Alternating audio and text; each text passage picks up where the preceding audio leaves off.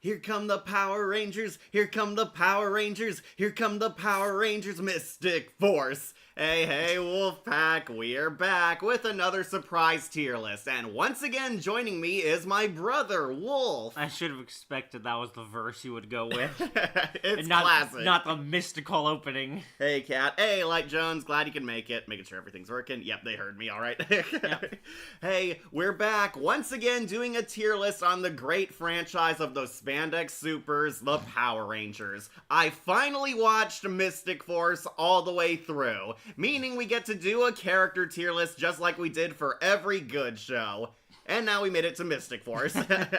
Okay, so Wolf and I both binge-watched Mystic Force for the first time ever since a long while. I've seen clips of certain Rangers for my other tier list, but never watched the series in full. And I don't think I have any memories of it. I remember seeing commercials for this. I honestly quit Power Rangers after SPD. I saw trailers for Mystic Force, and it did not grab me. That was when I was going through my I'm too old for Power Rangers phase, and did not really like the trailers from what I saw. It appears that this is one of the more polarizing Power Ranger shows. It is either a love it or hate it series. I thought it was good. Until the finale. Yeah, we got a lot to say on that. And we'll be ranking all the characters from this franchise. The good, the bad, and the Toby.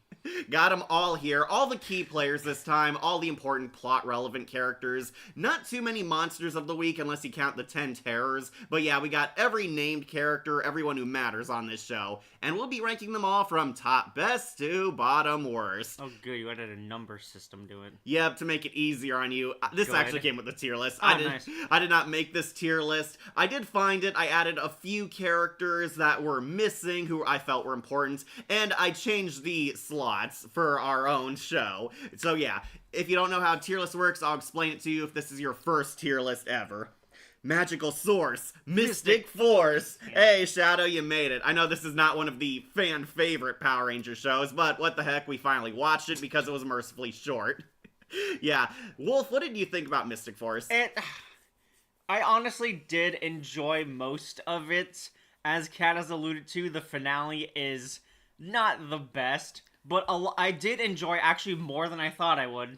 Yeah, I actually did find a lot to like about this show. Some criticism, some good, some very petty, but yeah, there was a very good show here, honestly, up until they crammed everything all together in the finale. Yeah.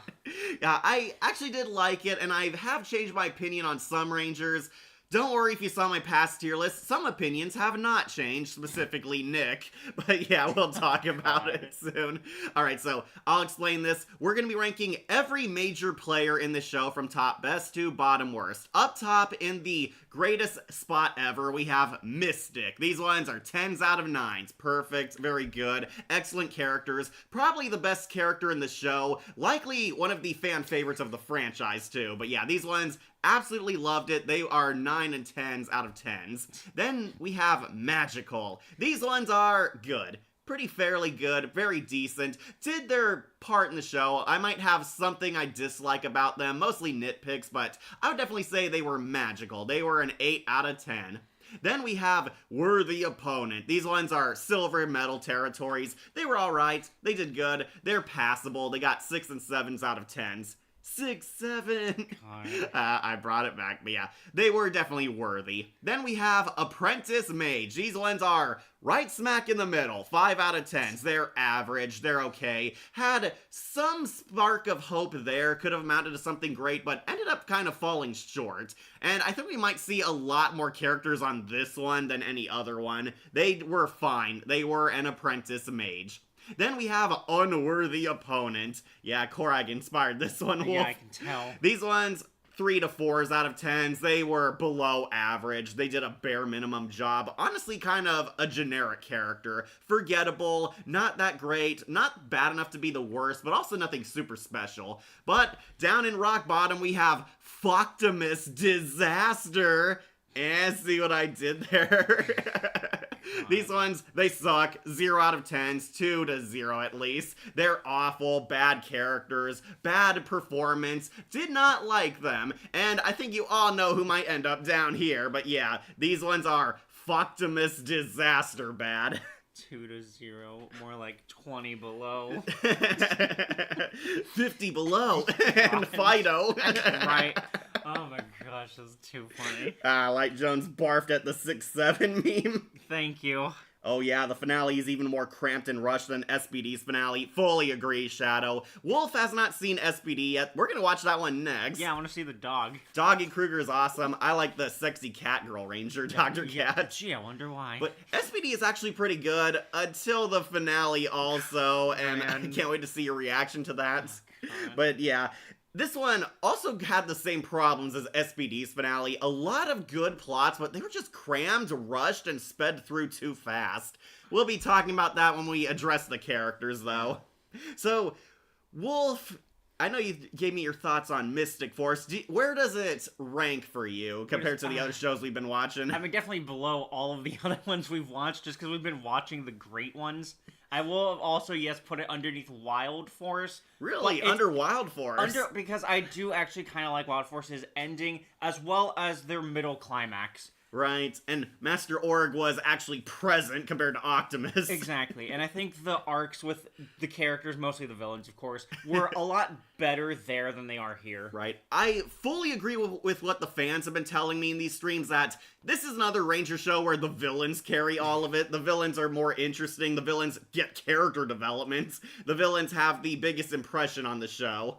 And yeah, some fans nicknamed this Nick Stick Force because it's mostly about Nick compared to the other Rangers. Yeah, the other Rangers did not fare very far on my other tier list when I was ranking Rangers themselves. I thought they were alright. We'll talk about them in depth now that I've rewatched the entire show. Yep. But yeah, it was definitely the Nick show, with all the villains being the best characters. Yep. Sorry, also catch up. Shot in New Zealand. Yep. This one moved to New Zealand. This is the Disney era, which, honestly, looking back at it, I don't think is the worst era. It had some of the most god-awful Ranger shows, but it also had some hidden gems. Right. Like, Dino Thunder was great. RPM is a masterpiece. Everyone loves RPM. SPD was great, too. And, honestly, Mystic Force, I felt, was one of the alright shows. Unfortunately, it had some of the worst shows. Operation Overdrive being one of the most hated entries of all time. Great. And I heard Jungle Fury was also pretty bad. A lot of fans have not talked highly about it, and nobody complained when I put the Jungle Fury Rangers on the Who tier list. Incredible. Yeah, I'll be honest, Mystic Force is a bit of a step down from Dino Thunder and SPD to me. It's not terrible, just a mixed bag to me. Still better than Overdrive and Megaforce. Yeah, it is. Megaforce was on the Nickelodeon shows, Right. Wolf, and it's the one that fumbled the Every Ranger thought Ever it was that appears. one, yeah. Where we only got Jason David Frank to come back as Tommy. Let's go, let's go, let's go. Hey, Tails, you made it. Oh yeah, the finale's even more cramped than SPD's finale. You read that one. Yeah. Earth cannot get a break when it comes to the world of Power Rangers. This is why the Terra Ventures took off. Yeah, Lost Galaxy. I know. I don't blame them, but they did not get away from it. I mean, if you're in construction, though, man, are you getting paid for a lot. Who is your favorite Jetix era Power Rangers Disney era do you like? That is hard. Technically, Tommy Oliver is in the Disney era, but looking back, I do really like Dylan from RPM. He was really awesome. I think he might be my favorite Disney era Ranger. Nice. You haven't seen it yet, but Exactly. you've seen at least a few of the Disney shows. I know it's been forever since we've seen yeah, Ninja of Storm course. and Dino Thunder together. Wolf might not have one. I think Wolf will definitely like Doggy Kruger when we get to SPD. Oh, yeah, probably. Yeah, you like dogs because you are one. Of course, you would like the Wolf Ranger 2.0. Yeah, and of course you'd like the cat doctor in the next one. Oh, you'll see her. She is a perfect 10. Uh-huh. Ah, clever. Thank you, Shadow. It's definitely below Time Force. Oh, a lot of shows are below Time Force. Wolf thought Lost Galaxy was below Time Force. I still do, yes. I do think Time Force is one of the best. Finally, something I can actually say that Time Force was ultimately better. Light Jones finally praised Time Force. Oh, does that mean a Wild Force episode tier list soon, since both of you watch that now? Maybe. I'm trying to talk Wolf into it. I think Wolf might join me for the Lightspeed Rescue episode tier list, because you liked Maybe. that. I know. I'm saving that one, though. Do you think the ends were rushed and crowded because of the Nickelodeon copyright war? That didn't happen yet. That happened when RPM was in production. Nickelodeon bought the rights to Power Right, yeah. Rangers, and Disney wanted to have a quote-unquote finale series to Power Rangers, and that's what RPM was supposed to be. It had some cutbacks and budget cuts. You could honestly not tell since they used a lot of Sentai footage, but yeah, basically Disney was losing the rights, and RPM, some people did not even watch RPM because they felt like they rushed it. It did not help that they did not do reruns when that was coming out, Great. because Nickelodeon bought it. It was that close to them. Jeez. But honestly, I think RPM was a good finale show. I do not think the copyright interfered with Mystic Force. This was definitely in the middle of the Disney era. Yeah, there is just some kind of bad and rushed writing throughout the series. Yeah, they used a lot of Sentai footage, and they kind of poke fun at how some of the Rangers are out of focus. Madison had that whole episode where she complained that she felt useless to the team, and it's because the Blue Ranger did not have a bunch of Sentai footage. Incredible. Alright, so let's finally do this. Let's get this tier list underway. We're finally starting, Wolf. And we'll follow our tradition where we start with the Red Ranger, Nick. Oh boy, so Nick did not make it high on my Red Ranger tier list, Wolf. And rewatching the show, all the memories came flooding back as to why I did not like him. Where do you want to put Nick? I'm thinking unworthy opponent, honestly. I was curious how low you were gonna go, but yeah, I can stick him there. Almost fucked him as bad. I thought he was one of the worst Red Rangers, and yeah, rewatching it, I can see why. He's not as bad as Troy from Megaforce or Jaden from Samurai, who are both like whiny crybabies. Crane. Here, Nick has the problem. He's a loner. Nick shows up into town. He's the complete newbie Red Ranger. He's the new guy in town. He's a drifter, going to place, never sticks around, never forms attachments. He shows up here in this town because his sister lives here.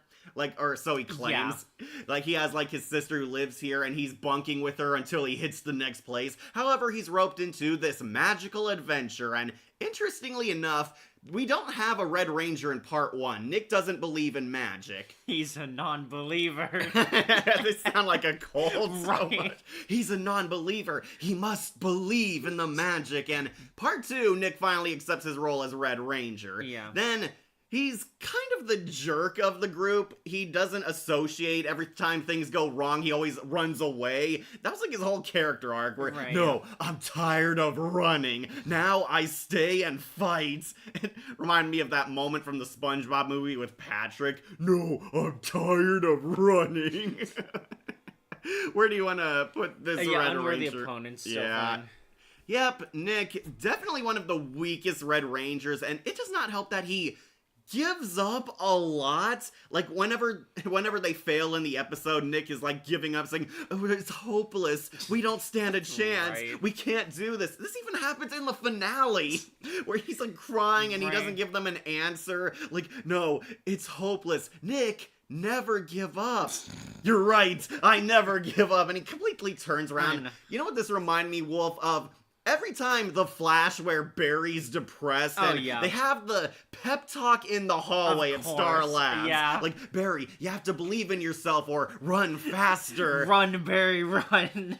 That is pretty much Mystic Red's entire deal. It's no, it's hopeless, I give up. Nick, have faith in yourself, or some generic speech giving him hope again. You're right, I won't give up. And then he completely turns around and wins. It's weird how they try to make him seem like, oh yeah, he's the one that's inspiring them. Right, so believe it or not, Wolf, the Disney company said that Nick is the primary focus of the show because they had a lot of Sentai footage of the Red Ranger. Okay. He was important in the Japanese version of the show. It's why Nick got so much screen time. Unfortunately, wish he got better character development. Yeah. You kind of forget that he's supposed to be trying to learn a lesson in all this, and honestly, one of the moments I always hated is where Nick is usually the first one who's a dick to his friends, where Madison is making her home movies, and he calls Madison, oh, you're the shy one, why don't you get a life outside your camera, and completely hurts her feelings. And don't forget Lily when she was trying to become nicer and she wanted to hang with him, and Nick says, oh, we're not friends. People never change. That's how I will never trust you. And completely shatters her heart. Even the other Rangers thought, well, didn't you think you went a little harsh on her? It's That is kind of a problem when the Red Ranger is that way. When he's the one trying to push people away. Can't stand Nick. Hey, Shadow had the right opinion. Yeah, he is definitely one of the worst Red Rangers we've had. Also, I gotta say, for the longest time, because of one of the accents, I kept mishearing his name as Mick. I just want to get that off my chest. Mick? Yes. No, that's actually Overdrive's Ranger. His name is Mac. Incredible. Speaking of SPD, why did they fix the dog head in the American version, but in the Japanese version it looks cheap and rushed? That's because the American version of the show actually did fix some costume problems. It made them, I guess, fit better and look like they were more realistic, or as realistic as Rangers could go. Well, that's cool still. Like I said, in the Red Ranger tier list, Chosen One crap meant absolutely nothing. Oh, yeah, of course not. Definitely. And they give him, like, basically the story. He's the son of Udana and Korag, and it is not at all a shocking twist. You just have to pay attention. Right. It's like the worst kept secret. Time Force had better twists than this show. You didn't even know Frax was Dr. Ferrix earlier. I kept trying to guess he was other people. Right, you thought, oh, who is this guy? And this doctor guy shows up, disappears, we don't see him die on screen. Nope, he was Frax, and it was a much better kept twist. Oh, yeah. Because he also didn't drag it out for 50 episodes. Right. And when it did reveal, they fucking landed it. Interdimensional monster attack the world on a yearly basis, but magic he doesn't believe in. Yeah, we're living in Power Rangers, and he doesn't believe in magic. Also, I did not care for Nick times Madison as a couple. Me neither. I thought it was the weakest Power Ranger romance. What's weird is they tried to set it up in the beginning, and then they dropped it after a while. It's weird, because Nick and Madison kind of flirt with other people until the finale. Right. Oh yeah, she had feelings for him this whole time. Like, we completely forgot. And I do like, well, I'll be back because I'm giving you my baby blankets. No reason for that baby I put in you. God, that's like romantic. Here, your crush gives you their baby blanket to remember me by, and I'll be back for it one day. God. Man, Kimberly breaking up with Tommy via Dear John letter was much better than this. Incredible. He would definitely not get over today. Who was the cat genie? Oh, that's Genji. And why did they make him buff? I didn't know they changed him in the American footage. Really? But we'll get to him. Yeah, my thoughts on Nick have not changed. I think he is one of the weakest Red Rangers we've ever had. He definitely is outdone in terms of awfulness by worse Rangers, but yeah, I thought he was like a 3 or 4 out of 10. What about you, Wolf? Yeah, he's at least not Alex from Time Force. Right. Definitely an unworthy opponent. He's better than Alex. That's the best praise we'll give him. Alright, so next we gotta do the main villain, and I guess that's technically Optimus. Yeah. Alright, so a lot of people tell me they love Optimus the Master, calling him an underrated villain because a lot of people were scared of him. They thought he was like terrifying when they were children, has this creepy Lovecraftian design, and is built up as the endgame boss. Unfortunately, Optimus is kind of off-screen throughout 90% of the show. Right. They try to do the Queen Bansheera thing, but this is the big difference. Queen Bansheera was there, she could talk and interact with her underlings. Optimus is kept kind of this vague groan off screen. They're like talking to a magic pool and a portal to him. Sometimes the eye will flash. Right, we see parts of him, his eye, his tentacles. We see his giant Cthulhu form at one point. And then he finally shows up when he possesses Matumbo, the rock guy, where he finally gains a physical vessel, turning into this hideous octopus thing. And I will say, one thing I did find creepy was when his face splits open and he has that black hole void where it's eating the magic. Terrifying. That was scary as hell. I can see why kids were afraid of this guy. Unfortunately, he doesn't do anything until the final 3 episodes of the show. Right. So I might have to put Optimus a little lower. I'm thinking magical or worthy opponent. I feel like that's high. Too high? I do, because again, what they get, the design for him, the effects for him, all good. I honestly do think he killed the 2 of the Rangers. I know. Yeah, Korag and Linbo both get killed by him. I know, but in character-wise, it's like... It's generic Doomsday villain. Yes. I wish they did. Although him possessing Nick, of course, was also interesting until they dropped it after like 5 or 7 minutes. Like, it's one episode, Nick becomes the new it's Korag. not even one episode, it's one fight. Right.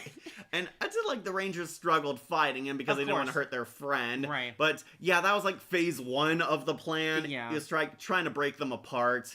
Right. But yeah, Awful plan though. Solaris Knight and Leanbow both go after him, and he Yep. actually wrecks them. I was kind of impressed here. He does kill 2 Power Rangers. Yeah. That's kind of why I'm putting him a bit high, because Yeah. he won some points for right, that. because then he also does invade the magical realm itself. Right, And he that- becomes a giant monster, though. It kind of made me laugh that he stands around while they have that speech. I know, right? Like, all the humans and magical creatures show up to talk about how they're bearing the hatchet of racism. Right. And is Optimus just, like, standing in the background, chilling and waiting patiently for them Just going good for them. They finally solved racism. It's like, thanks to you, Rangers, we finally put our differences aside. It's like, why don't you just shoot him or crush him now? Right? Do anything. So I could see the 6-7 for Optimus. 6-7. Really, you want to put him on worthy opponents? Yeah, it is kind of a mixed bag of a villain. It's also kind of why he didn't make my top 5 scariest Ranger villains. I like the design and the effects for him, but character-wise is where he kind of falls flat because we don't know anything about him. And then he is only important in the finale. It's honestly feels like a botched version of Queen Banshira, because Banshira was like all over the show. She was giving commands, she was stealing the scenery, she was showing off how evil she was. She was actually giving the orders, and we see her interacting with people. Right. Whereas Optimus was kept vague and ominous for a little too long, in my opinion. For the most part, they're talking to the master, and only they hear him. It never does the audience ever get to hear his voice or anything. Right, he speaks in that, ancient one kind of language Exactly. from Lovecraft. Yeah, it's vague monster stuff. Right? Or just an eyeball staring at them. It's like, oh yes, of course, master.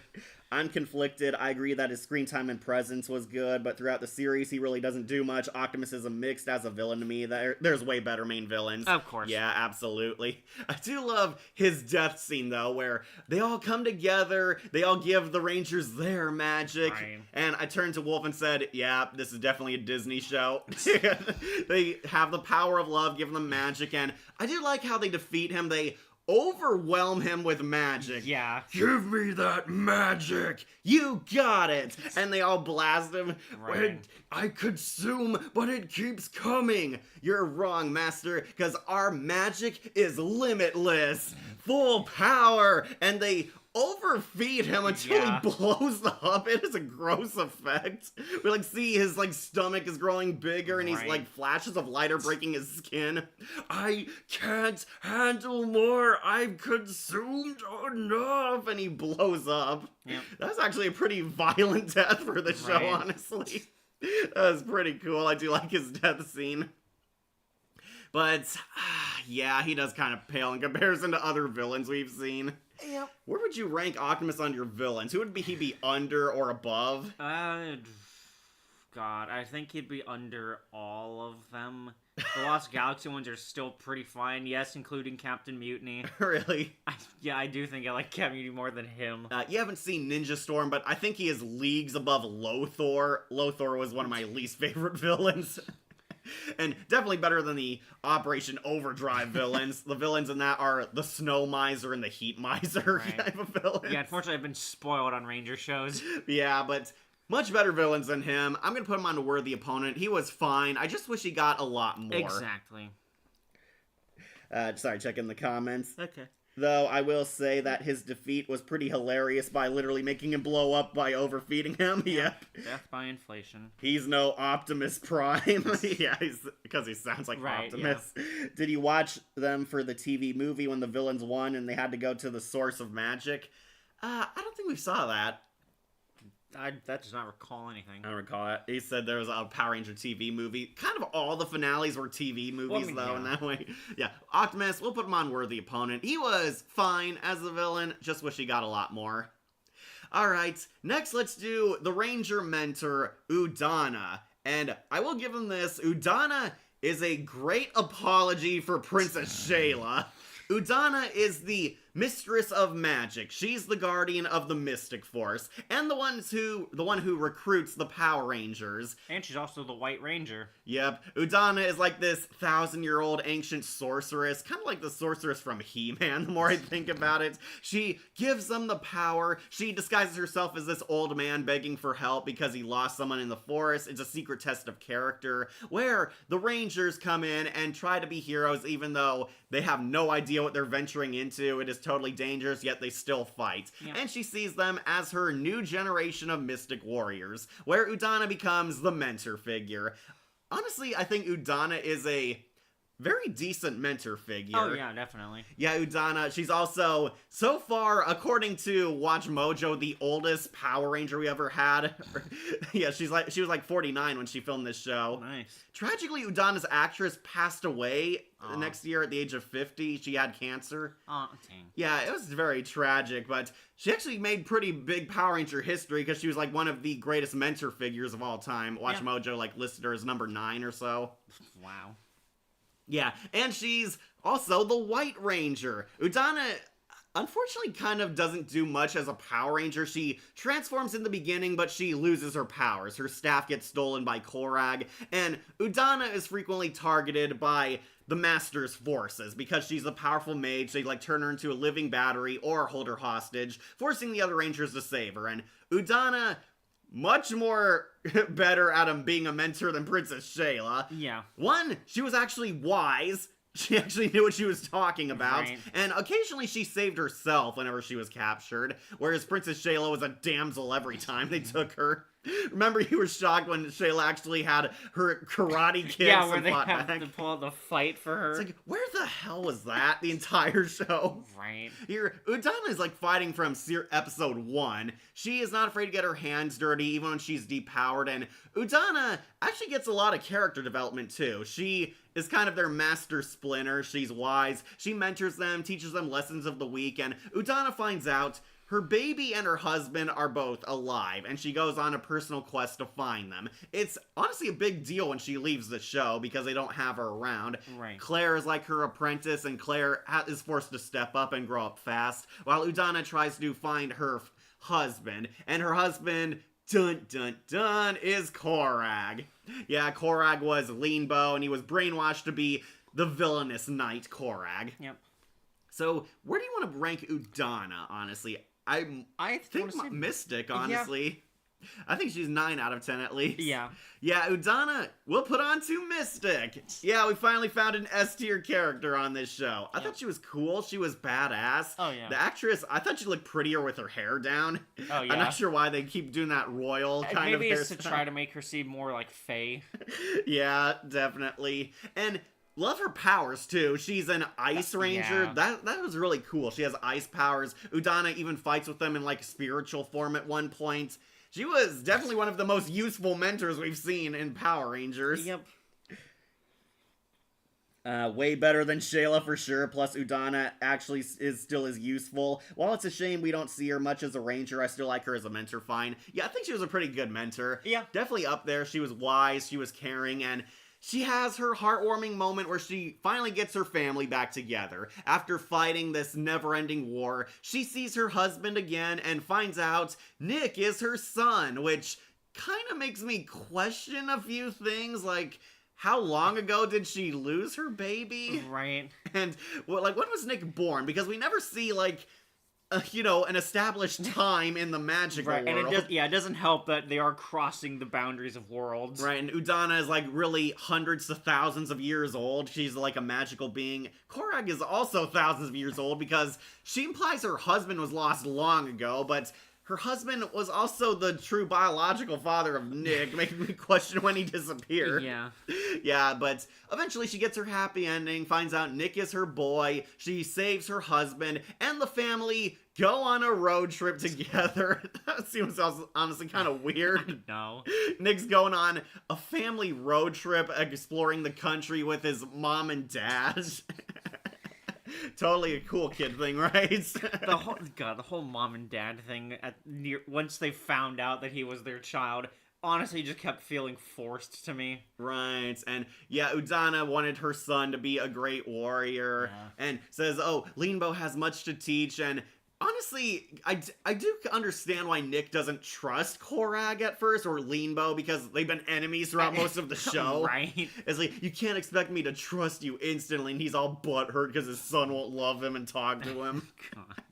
But, Guy, you were like a brainwashed villain through most of it. He does have some trust issues. But I'm glad Udana got her happy ending. Yeah, Udana will put on to Mystic. She is awesome. But while we're on the subject, I guess we should talk about Korag / Linbo. We'll do both of them. Alright. Where do you want to put Korag? Korag, I want to put kinda high. You want to put him on Mystic? So, one of the problems with him is the fact that not only that he's loyal to the Master, but a lot of the times when he has the chance to kill them, and he's like, "Nah, I'm just gonna leave now." Yes, you are an unworthy opponent. I won't finish this battle. And like, you are too more powerful. I won't finish this battle. My guy, come on. Just kill them once. It's so cathartic when he gets called out in front of the Master about, like, you have so many chances to defeat them, but you always leave. Right, you always leave. Either they're too powerful and you don't want to fight, or they're too weak and you don't want to fight. Yeah, so it really takes away from his badass factor, but every time he fights, he honestly is just kind of fucking cool. Right, I like him. I thought he was pretty badass. He was like this cool, dark, magical knight. He was no nonsense. He got stuff done. He did not like have this sadistic streak like all the other Ranger villains he was very had. honorable to a fault, to the point that when they win, he's like, no, this is the wrong way to do it, and helps the Rangers. And he was kind of a hybrid of multiple past of Power Ranger villains. He had a sense of honor and duty like Villamax. He was a former hero brainwashed evil like Merrick. He's also an ancient warrior like him. And he gets re-brainwashed into being evil like Astronema. This guy's like a combo of a lot of the greats. Yeah. I thought he was pretty cool, though. He was definitely very fearsome. He was a badass. I liked his chemistry with Nick, and he was actually willing to talk to the heroes. He, at one point, begged Phineas, of all people, for help when he was betrayed and wounded. Right. So, yeah, he does have a respect for certain people. He does not, you know, flat out kill people, likes being evil, likes being sadistic, wants the power. No, he wants to fight admirably and serve as the Master's most noble enforcer. Yep. Where do you want to put Korag, then? Oh, and he also had that cool power where he turned into the Centaur Megazord. Yeah. So, yeah, also kind of part Magna Defender, too. He becomes one with his animal Zord. Right. And then they just lose the horse after a bit and don't say anything about it. Right. The horse never came back. Where did the horse Zord go? All right, Korag, I might put on to Mystic, honestly. Above Udana? Tied with her. All right, I'll put her It's put her very next close to her. range because there's still all the detractions for me. Yeah, Korag was honestly a pretty awesome villain. Oh, yeah. I do like him. I do like he's badass. There's one negative is that he always never finished Rangers because plot armor. That was like his one weakness. I was like, Right. dude, you did this like 50 times. No, right. Which warrior archetype did the samurai better on which warrior archetype did it better, Samurai or Mystic Force? Wolf has not seen Power Rangers Samurai. I think we'll have to go with Mystic Force because it was a lot better. If you don't know, Wolf, on Power Rangers Samurai, the actor who played Cole, Red Wild Force Ranger, comes back as a villain on that. Oh, nice. Right. In the TV movie, he helps the Rangers get to the center of magic. Oh, you were talking about Darkwish. Oh, it's, the He middle haven't fought his center. own comrades. I love that. Yeah, Darkwish was actually pretty interesting. Until the third part. Right, where they did kind of rush it And also the gave first them back part. the powers right at the beginning. Right. It should have happened like in the middle or end. Also, I just don't like how it started. Right, like they're too lazy in using magic for everything, Right. and the Rangers have become complacent. Like, where the hell did this come from, first of all? Then you might not like this, Wolf, but it's gonna be done again on SPD. Something similar to it. Oh, my gosh. Where the Rangers get lazy and just use the power for the pettiest and useless of things. Right. Yeah, SPD does this where they get Doggy Kruger becomes the Shadow Ranger. We're like, oh, let's let him do all the fighting while we sit back. Jeez. Again, very conflicted. Yes, Korag is a tough warrior, but he did have many chances of winning, definitely. So he is a decent villain, but with the honorable, like, the villain's Villamax was still better. Yeah, Villamax was better because he actually did try to kill the Rangers. Right. They only, like, won because they got the advantage, and he does point out that they're retreating just to fight another day. Hi there. Hey, just some random guy who comments. You made it. It's not too far. We're on Korag, but yeah, I think Korag belongs on S tier. Yeah. I thought he was one of the highlights of the show, honestly. Definitely. He actually had character, so we'll put him on to Mystic. But let's talk about his better half, Leanbow. The 8th Ranger Wolf. No, we right? have 8 Rangers in this show. God.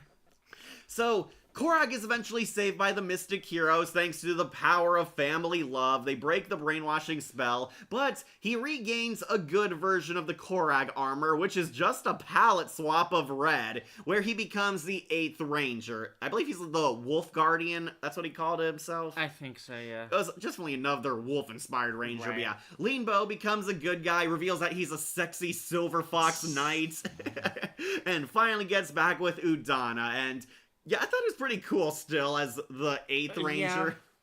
Kind of a short-lived ranger. I believe fans call this, or nickname this, the 11th hour ranger. Yeah. A ranger shows up super late in the show. Right. Believe it or not, SPD will also do that. Of course it will. Ow, spam. Sorry, my haunting hour ringtone has scared you. Okay, so this is the 8th Ranger. He pretty much has the same powers as Korag, but he fights for the hero side. Right. And I did like Leanbow's redemption arc. He's trying to make amends with his wife and son. He finally builds bridges with Nick, basically, because Nick doesn't trust him at first, thinks he's still evil because Korag. Yep. And yeah, he shows up, helps the Rangers, mentors the Rangers, stands by their side in the final battle. He does ultimately die by Optimus, but Necroli brought him and the Solaris Knight back to life. Where do you want to put the 11th hour Ranger Wolf? God, I was not that strong on him, I don't think. You didn't I like think him it as was, Leanbow, I think it huh? was fine. Yeah. Again, the It thing, came late. well, it's not that. Again, the thing with it is the forced family interaction thing. Yeah, once again on Nick's family drama, and Leanbow's like kind of butthurt and sulking about it too. Right, and it just the keep forcing of like, oh yeah, son, like. You can't expect me to call you dad now. It was cool when he fought, and also when he kicked Nick's ass to train him for the final fight. Right, he fights and things. See, you haven't changed. Might put him on worthy opponent or magical. The problem is this guy also kind of came late in the show, and we're finally getting Exactly, yeah. Leanbow's character. I think we're the opponent. Okay, we'll put him above Optimus because Yeah, you have more episodes definitely. at least. And once again, you do like that armor. Right, You and really also like the him. other form he has where it's like, it's not the armor, and it kind of looks That's right, demonic. the old Mystic armor. Right. And they look, honestly, more like the monsters in I the know, rubber right? suits. That was always weird. Okay, read that comment. All right, we'll put him on to worthy opponent. All right, next we'll finally do a Ranger Wolf. Who do you want to do? Mystic Yellow, Blue, Pink, Let's Green? do Mystic Blue. I think she's one of the. I think she's the Madison. weakest. Yeah. We're gonna do Madison, Mystic Blue. Madison is the quote-unquote shy girl of the team. She's the girly girl. Madison, I guess, is the heart of their team, even though both Chip and Xander are also kind of that. They all are the heart. They're all the Except heart. Nick. Okay, Madison honestly didn't make it high on my Blue Ranger tier list either. I thought she was average, and Yeah. she might be that here too. Madison, unfortunately, is what I call the neglected Ranger. The Ranger who didn't get enough screen Right. time, enough focus, or character development. There's always that one Ranger that doesn't get enough in these shows. Yep. And unfortunately, that is Madison. Madison and Vita are sisters, and I found that very interesting. I really wanted to see an episode with the two of them bonding, because Vita's the tomboy, Madison's the girly girl, and I thought for sure we were gonna get a plot focusing on that, where Madison, like, teaches Vita how to be nicer, soft-spoken, more level-headed, while Vita teaches Madison how to be more outspoken, more Assertive. have a spine, basically, Yeah. step outside her comfort zone, showing her that, oh, you're kind, but you can also stand up for yourself at times. I was really hoping we get that kind of episode, but we never did. Nope. Madison has like 3 episodes in total, and A few of them she's out of focus. I She even know. brings up in one episode that she feels so useless because she does nothing for the team because it's a meta joke of how they don't have enough Sentai footage of her. And don't forget, in the first episode, or in her first character episode, she gets turned to stone. Right, she's not the hero. She's the gets- damsel in distress. Right. I do like Madison does kind of agree with Nick low-key when he like insults her, calling her the shy one. She Right. doesn't have a life outside her camera. She's so busy filming other people in their lives that she never made one of her own. And Madison tries to prove, I'm not the shy one. I can walk up to any cute guy and ask him out if I want. And I like that they build up she's going to, I can do this, I can do this. And when he smiles at her, okay, I can't do this. Yeah. He like chickens out, tries to back off. It's kind of funny because the guy also had a crush on her. Right. Which he was too shy to ask her out because Madison's like a perfect 10. Yeah. Madison is pretty, I will say. Oh, yeah, of I course. thought Vito was way hotter, though. Yeah, for once I'll agree with you, Wolf. The tomboy was hotter. Yeah, Madison and Vito are very beautiful, but Madison didn't get to do much. know. That's the problem. She's turned to stone in her one spotlight episode. Other Rangers save her, and it's about Nick apologizing to her. Then she gets over her fear of frogs and kisses the I frog forgot prince. about that. Yeah, she kisses a frog, and it turns out to be the Solaris Knight. Yeah, that's right. Yeah, it's the Solaris Knight. He helped break the curse, and weirdly they imply that they were gonna become a couple. Yeah, there's that weird flirtation angle at the start where he keeps calling her my lady. Right, he's like calling her my lady, treating her like a princess. Right. It's the princess and the frog trope too. Exactly. And Madison keeps giving him like the goo goo eyes, and yeah, I guess it was kind of weird because we don't know how old the Solaris Knight is. Right. And then they drop that. They drop it, and she's back to flirting with Nick. And then in her final episode, it's her complaining that she doesn't get to do anything. She doesn't get to help. She feels useless, and honestly kind of comes out of nowhere. Yeah. She's always there in the team fights, and basically she helps them. She gives that motivational speech, finally saves the day for once with her water bending powers. Right, because it's like weak to it or something. Right. Her water saves the day and kills the monster of the week. Then she's kind of just sidelined until the finale where she confesses her crush on Nick. Yep. Which, again, very bad romance. Mostly because you forgot they were even supposed I to know, be right? I romantic. thought they dropped it after they stopped it. No, but that was the whole thing. Madison and Nick were supposed to be an endgame couple, and yeah, suffice to say, Power Rangers has not improved their romance writing. I thought Madison was fine. I liked her Yeah. personality-wise, but she didn't get to do much. I might put her on Apprentice That's what I Mage. was thinking, yeah. Just right in the middle. Yeah, right smack in the middle. Yeah, my thoughts on Madison have not changed since that Blue Yeah. Ranger tier list. She's average. I wanted to love her. I wanted to see more with her. The actress honestly is fairly likable. She gives Madison Oh, charm yeah. and personality, I but think all the actors are great. yeah, all the actors are pretty good, but she didn't get to do much, and that Yeah. is the problem. She's going on Apprentice Mage. Like every Power Ranger show that has more than 5+ Rangers, some of them are going to get less development. Yeah, that has Right. happened a lot. That's why I like it when Dino Thunder, they have a small crew and they actually got development. Yeah, Dino Thunder is the first to only have 5 Rangers. Oh, Wolf. good. Yeah, they were planning a Dino Thunder pink and green, but those plans never came through. Okay. But yeah, they actually stuck with 5 Rangers all the way through. Ninja Storm almost stuck with 5 too, but then they added a 6 eventually. Oh, great. But alright. Yeah, Madison, Apprentice Mage. But you want to talk about the likable sister, Vita? Yeah, we can do Vita, the tomboy. Yeah, Vita, one of the fan favorite Pink Rangers. Honestly, I didn't like her at first because she was kind of abrasive. She was a bitch at first. Yeah. She was the tomboy one. Vita's thing is she's the Pink Ranger, but she hates the color pink. She hates girly things. Though, over the course of the series, she becomes kinder. She softens a bit, Right. treats her friends like actual friends, and honestly, watching it all the way through, I can see why some people list her as one of their favorite Pink Rangers. I actually might put Vita on S tier, honestly. What about you, Wolf? I was not expecting that, honestly. You want her lower? I was thinking magic because again the problem with it is I don't think these characters get a whole lot. That goes for all the Rangers. It's like the Nick There's- show, so yeah. Right, they get their spotlight episodes, and then there's some moments in between that I do like, but there's a bunch of just like traits and like interesting ideas that just get thrown by the wayside after a while. And one of those is, of course, her dislike for pink. It's brought up a handful of times. Then she gets Goes over it and dyes her hair Yeah, pink. it really went nowhere, to be honest. It was Honestly- barely a factor. Well, I thought she was like growing appreciation for pink over the course of the series and their But adventures. we also don't even get a reason as to why she dislikes it. She just doesn't like it. Well, she's Even a though she- tomboy. I They know. hate girly things. That's it. I know. That was- I know. I do like the running gag where Vita always dyes her hair color as the color of what ranger is the spotlight. Right. Like sometimes her hair is red, blue, yellow, green, silver at one point. Yeah, I think pink in a couple edges. Yeah, in a couple times where it's her. Yeah, I do like that was a running gag. I found out, yeah, that was actually intentional. I read on TV. I presumed, yeah. Yeah, that was the gag. Whatever Ranger was the focus, Vita would dye her hair that color. Vita was a DJ. She liked working at the DJ Right. music section of her Doesn't shop. like it when people touch her setup. Yeah, I remember that was one of her episodes. Nick touched her DJ setup and Right. she throws a fit, and the two are just complete petty dicks throughout the entire episode. Right. I've actually rewatched the episode and found it funny that we see Madison when it actually touches it when Vita was kicked out of the shop.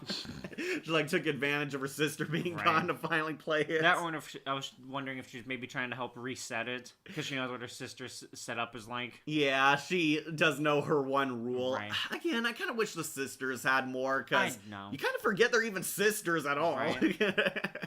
I really liked Vita. She was actually fairly well developed compared to all the other Rangers. Yeah, and she also has a lot of good moments with all the Rangers, I think. I do like her two-part episode where she's a vampire. right. Because honestly, that's the weirdest. Like, I got the most shipper feelings from that her that two-part. Necroli and That one- Chip. Yeah, mostly with Chip, because they had a really great friendship, and I wanted to see more of that kind of thing. Yeah, it's implied that Vita and Chip might have been becoming a couple. They have shipping Right? moments. Or they just have a long friendship. Reminded me of Chad and Kelsey back from Lightspeed, how Yeah. Yellow and Blue always hung out together. Here, Yellow and Pink are like always hanging out together, Right. which I guess was, you could argue, was a thing when they were both Girl Rangers. I did like Chip seemingly having a crush on her. Vita apparently protected him when he was bullied because he was a dork. Right. And they have like an odd friendship, sort of blossoming into romance. At least they hinted at that, but it Right. goes I nowhere. know. She instead hooks up with the rock guy. Speaking of which, they also kind of remake Wasp with a Heart, where That's the Pink right. Ranger becomes friends with the Monster of the Week. We can get to that when we talk about him, though. Yeah, Matumbo, but yeah, basically, it's kind of like Cassie, where Cassie becomes friends with the monsters. Vita kind of does show she's come a long way, because she's actually nice yeah. and friendly towards the monster, defends him, tries to save him. Right. I also love how when he's like, I'll have to destroy you, and she steps up as like, all right, destroy me first. I love her calling the bluff. Right. Off topic, have you seen Return to Silent Hill? No. No, I heard it was bad. I didn't even know it was a thing until I saw the reviews calling it bad. Oh, guess who directs it, Wolf? The same guy who made Silent Hill Revelations with the Pop-Tart jump scare. Great. He came back because apparently they trust him with all the Silent Hill movies. Did he do all the others? He Or the other one? did direct the first one, and the Okay. second one he had more creative control, and that was That kind was of their bad. mistake. Yeah. Yeah. 'Cause the first one was actually not that bad. It's Right. not that great either, but Well, he was also working with other people who did Right. play the games. The second one, he crammed in a lot from Silent Hill 3 and 2 and even Homecoming. Then, yeah, Return to Silent Hill is an adaptation of James Sunderland's story, Silent Hill 2. oh god. Albeit with a lot of creative Creative liberties liberties. taken. Yes. Oh great. Yeah, did you know that Maria is now every female character? All the girl characters in Silent Hill 2 are now a part of her personality or played by the same actress who plays her. Okay, I find the actors being all of them interesting. But all of them are a part of her personality. And Yeah, that's kinda Phyllis weird. said that her birth certificate had all the names. They're like Maria, Renee, the Andreas, God. Angela, That's right. Sunderland. That's right. Shouldn't be Angela because she was her own character. Right, shouldn't be. And I guess Abstract Daddy is now Maria's dad. So Yeah. yeah, that's weird. Or James. Yeah, I'm not gonna bother with the new Silent Hill movie. You dodged a bullet, Shadow. You dodged a bullet. Okay. Hey, Cat. Sorry I'm late. Don't worry, James. We're not too far. But anyways, Vita. Vita. Where do you want to put Vita? I I actually really like yeah, her. I think you talked me into S the tier. S tier, yeah. All right, I'll put her under Udana, but I will put her above Korra because I Yeah. found her funny. Yeah, remember that episode where all the Rangers got sexy outfits? All the guys were gladiators and the women had Right. those sexy cave girl I dresses. remember. Yeah, they made Vita and Madison super I hot. in know, that. right? They're like playing with the maracas and having a dance party, and Xander's bummed and depressed because he hates the Solaris Knight. Right, that was that episode. We'll get to him next. Yeah, Vita, I do agree. I think she is an underrated Pink Ranger. I agree to like her. No, she is not better than Jen. Not better than Cassie. Yeah. Honestly, I don't even think better than Kendricks. But yeah, Vita, I do like her. I'll put her on to Mystic. I can see why she was a fan favorite character. She definitely grew on me because she was the only other side ranger who got development. Yep. Yeah, we'll put her on Mystic. Alright, you want to do a ranger next or one of the villains? We could do a villain. Alright. Throw things out. We should probably do Necroli.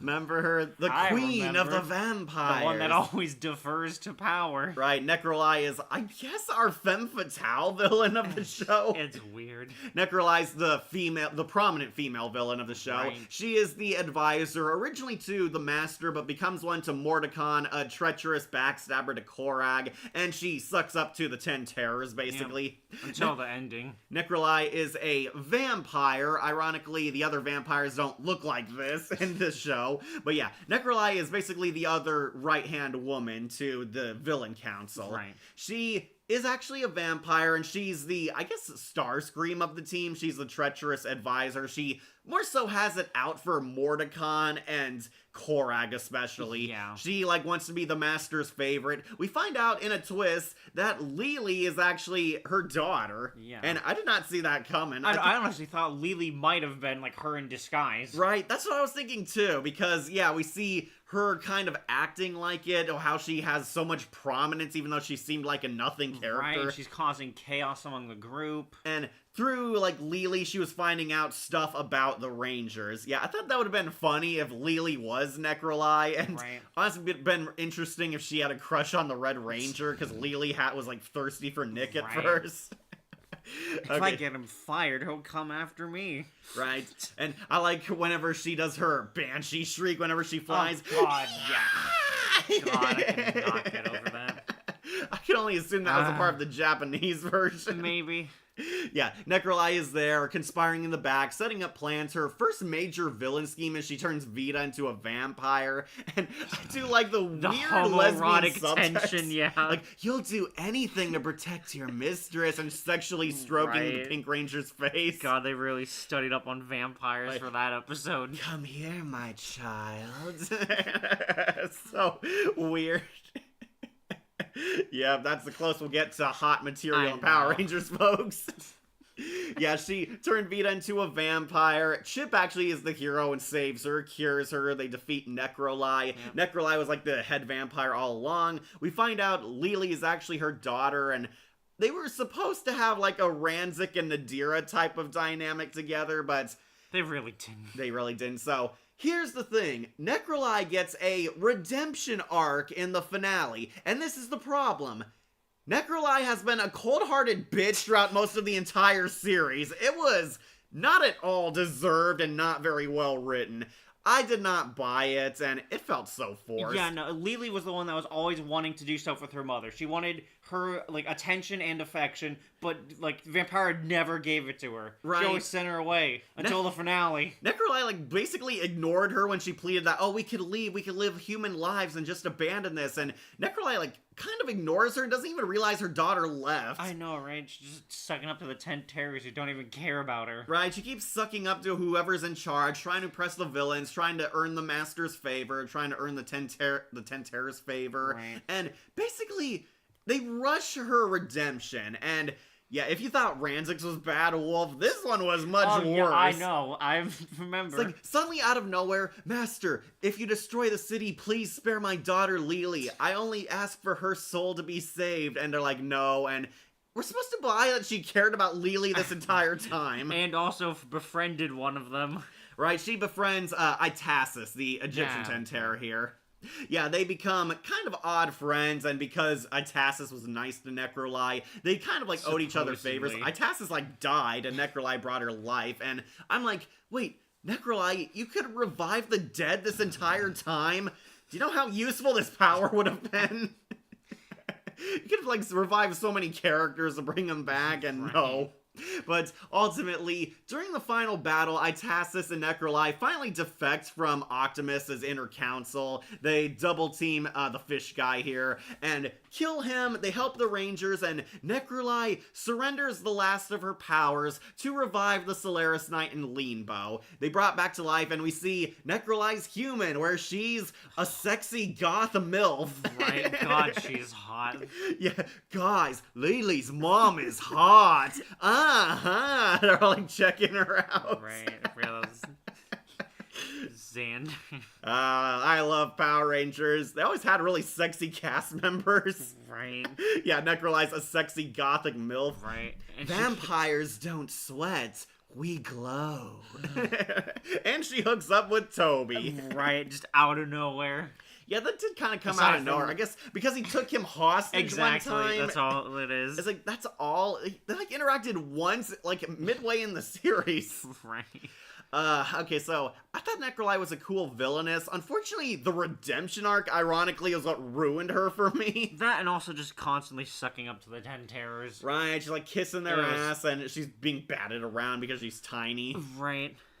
And yeah, I did not buy that she and her daughter actually loved each other this whole time, and she wants to be a normal mother to her now when she wanted power the entire How series. she fought her daughter when she was getting her back. Necroli was a bit wasted. While I do like how she can be a great schemer, she wasn't really the best fighter, and her redemption was out of nowhere and unearned. Yeah, that was the worst thing. I thought Ranzik's redemption looked so much better compared to hers. Also, what was up with the Dawn Stone? That, like, it killed her but didn't. Right, she died and weird.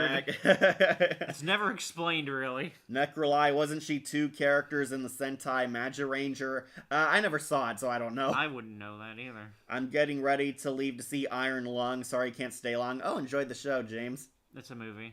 It is a Yeah, movie. it's based Okay. on the video game Iron Lung. It's done by Markiplier. All right. But I don't think you even know who that is. In my restless dreams, I see that town and Dimensions box office results. There was a plot here. It's gone now. Where do you want to put Necroli? I might put her on Worthy Opponent or Magical. I was thinking we're the opponent. Really? Okay. Yeah. I'll put her... I'm going to put her above Leanbow at Oh, least. Because, definitely. yeah, she was She definitely had more interesting as a presence villain. and well. Yeah, she was actually a pretty interesting Starscream-like villain. Yeah. Liked her scheming. Unfortunately... Ironically, the redemption arc is what kind of dropped her down low. I will say she was pretty hot as a human. Yeah. I guess they tease that she appeared earlier in the show. She's like the sexy customer we see once, but she like never did this power often, which is why it kind of came out of nowhere. That's right. That wasn't her. Yeah, remember there's like a hot I chick that showed up in completely the shop. That was forgot her. about that. Was supposed to be her human form. All right.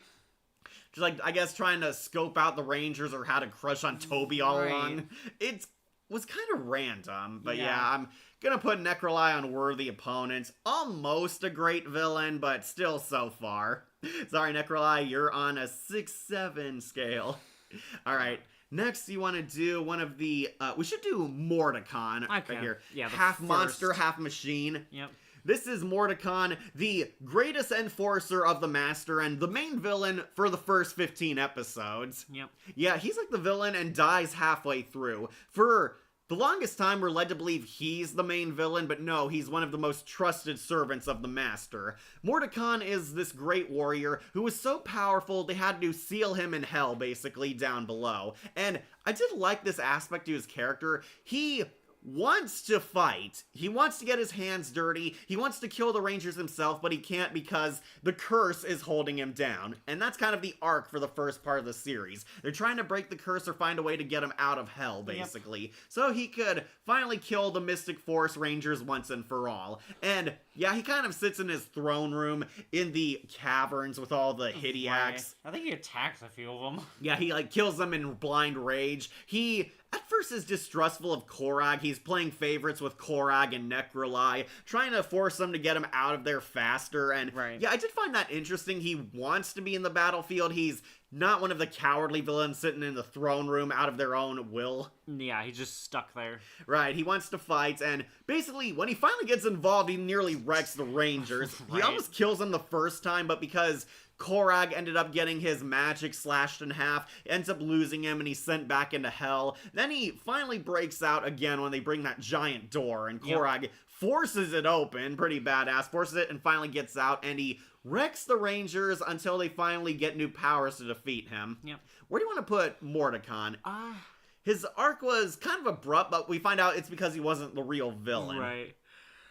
Yeah, he's kind of the voice for Optimus for the first part of the series. Do maybe magical? Really? Magical? I think so, yeah. Okay. Yeah, I thought it was pretty cool. Had that really sweet design, like that he has Right. like exhaust ports out of him whenever Yeah. he's pissed. Sigh, Mordecon didn't really have much character, to be honest. I will Yeah. say his involvement in fights make up for it. Yeah, this guy was a beast in the battlefield. Right. That's what really made up for it. Finally let out all that pent-up aggression. Right, he was pretty cool and threatening. I'll put him on magical because of his fight scenes, but that's about it. We find out, nope, he wasn't the real villain. Instead, it was Optimus. Speaking of which, I think we should also knock off the other arc villain, Imperius, the mummy guy. That's yeah, here he is. right. So, after Mordecon dies, they unlock Imperius, a mummy who was sealed away in this caverns, and we slowly learn his backstory. Imperius, I found very interesting because, one, he was a much better schemer, and yeah. two, he used to be a good guy. Imperius was one of the original Mystic Warriors, Yep. but then he turned traitor. He trapped the Solaris Knight in here with him, and he was cursed and turned into a mummy until someone would release him. Necroli came down and sprung him because Necroli did not want to take orders from Korag. And Imperius basically steps up. He's a lot more dishonorable and underhanded, always calling out Korag, and he and Korag instantly do not get along because Imperius is much more of a backstabber. Right. He's a treacherous psycho, and easily what won him points for me is Dark Wish, where they finally yeah. steal the mystic magic. Imperius honestly broke into the mystic base for once, almost succeeded in taking the magic, but was defeated by Leanbow. He briefly came back, but then lost his power again. Or possibly the Solaris Knight. The Solaris Yeah. Knight was his arch enemy too. Right. Yeah, almost kills Udana, takes the mystic magic, loses. Then his second attempt, he's more successful, and he finally gains the power of Genji to make a wish. He wishes the Mystic Force Rangers never existed, and we see the dark timeline where everything's black and white. I did like that filter Right. effect. Everything's depressing, and the villains won. They rule the world in this planet. Toby is scavenging for supplies. We see Necroli is whipping a bunch of slaves. Hideax are terrorizing people on a daily basis. And music is outlawed. Right, music, art, color, outlawed. Toby gets arrested and thrown in the concentration camps. It's all pretty cool. And finally, the Solaris Knight ultimately takes on Imperius, where we see the bound combat. Remember that, Wolf? They tie their Yeah. arms together, and Imperius reverts to his true form, or at least his Mystic Knight form, where he and the Solaris Knight finally duke it out. And it's a pretty epic battle. It's kind of why a lot of people love the Solaris Knight, because he was such a cool character. Oh, yeah. And they did do a good job with the rivalry with him and Imperius. Right, he's more so the Six Rangers' archenemy than the Rangers' archenemy as a Right. whole, and that's what I kind of found interesting. Imperius was my favorite villain of Mystic Force for sure. Great backstory, cunning, powerful. Pretty much almost wins every scheme, especially in Dark Wish. Yeah, I thought he was way better than Yeah. Imperius. I might want to put him on Mystic, but what about you, Wolf? We could do Mystic, yeah. I'll put him low on Mystic, but yeah, Imperius definitely a much better main villain. I wish he was kind of the villain from the start, because he had more persona than Yeah. Mordecon did. Yeah, Imperius, awesome. Definitely one of the underrated villains of the show. We'll put him on Mystic. He's no dummy, mummy. Alright, let's do another Ranger character. You want to do yellow or green or Let's the do Sixth Ranger? Xander. Want to do Xander. Okay, I believe this is him. Yeah, tell. Yeah, he's the only one. Plan Xander. Don't worry, guys. I got this. You guys don't want to fight us. It's diplomacy that came up every now and again. Right, that was the weirdest running I gag. know. I'll try to reason with the monsters, guys. That's All right, I right. forgot. He's also an immigrant to the States. You kind of forget that because the show's in New Zealand, I but know. yeah, this is Xander Mystic Green. Xander is the cocky one, the wannabe charmer. He thinks he's cool, but really he's kind of a dork. Right. So a lot of people told me they really love Xander. I thought he was fine. Yeah. Yeah, he didn't even make it high on my Green Ranger tier list. I thought he had his funny moments, I but always like how he's supervising. right, he's trying to be the cool guy, be the one in charge, be the boss, but he's more so Nick's second in command. I would definitely say that's his position. Yeah. He's like the second in command on the team. He's the one who always talks with Nick. He leads the Rangers whenever Nick is absent, and he has a lot of character development, I would say.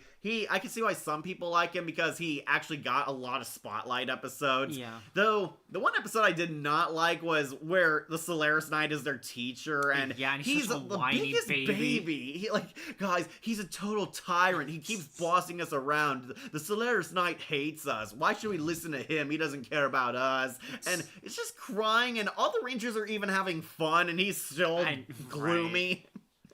Like, guys, what are you doing? And I did like in this episode, his talking to the monster plan finally worked. When the giant abducts all the Rangers and plans to eat them, he actually talks and reasons with the monster, and it turns out the giant is a vegetarian. Like, helps him make giant plants because Xander has the earth powers. He's the nature one. He grows trees.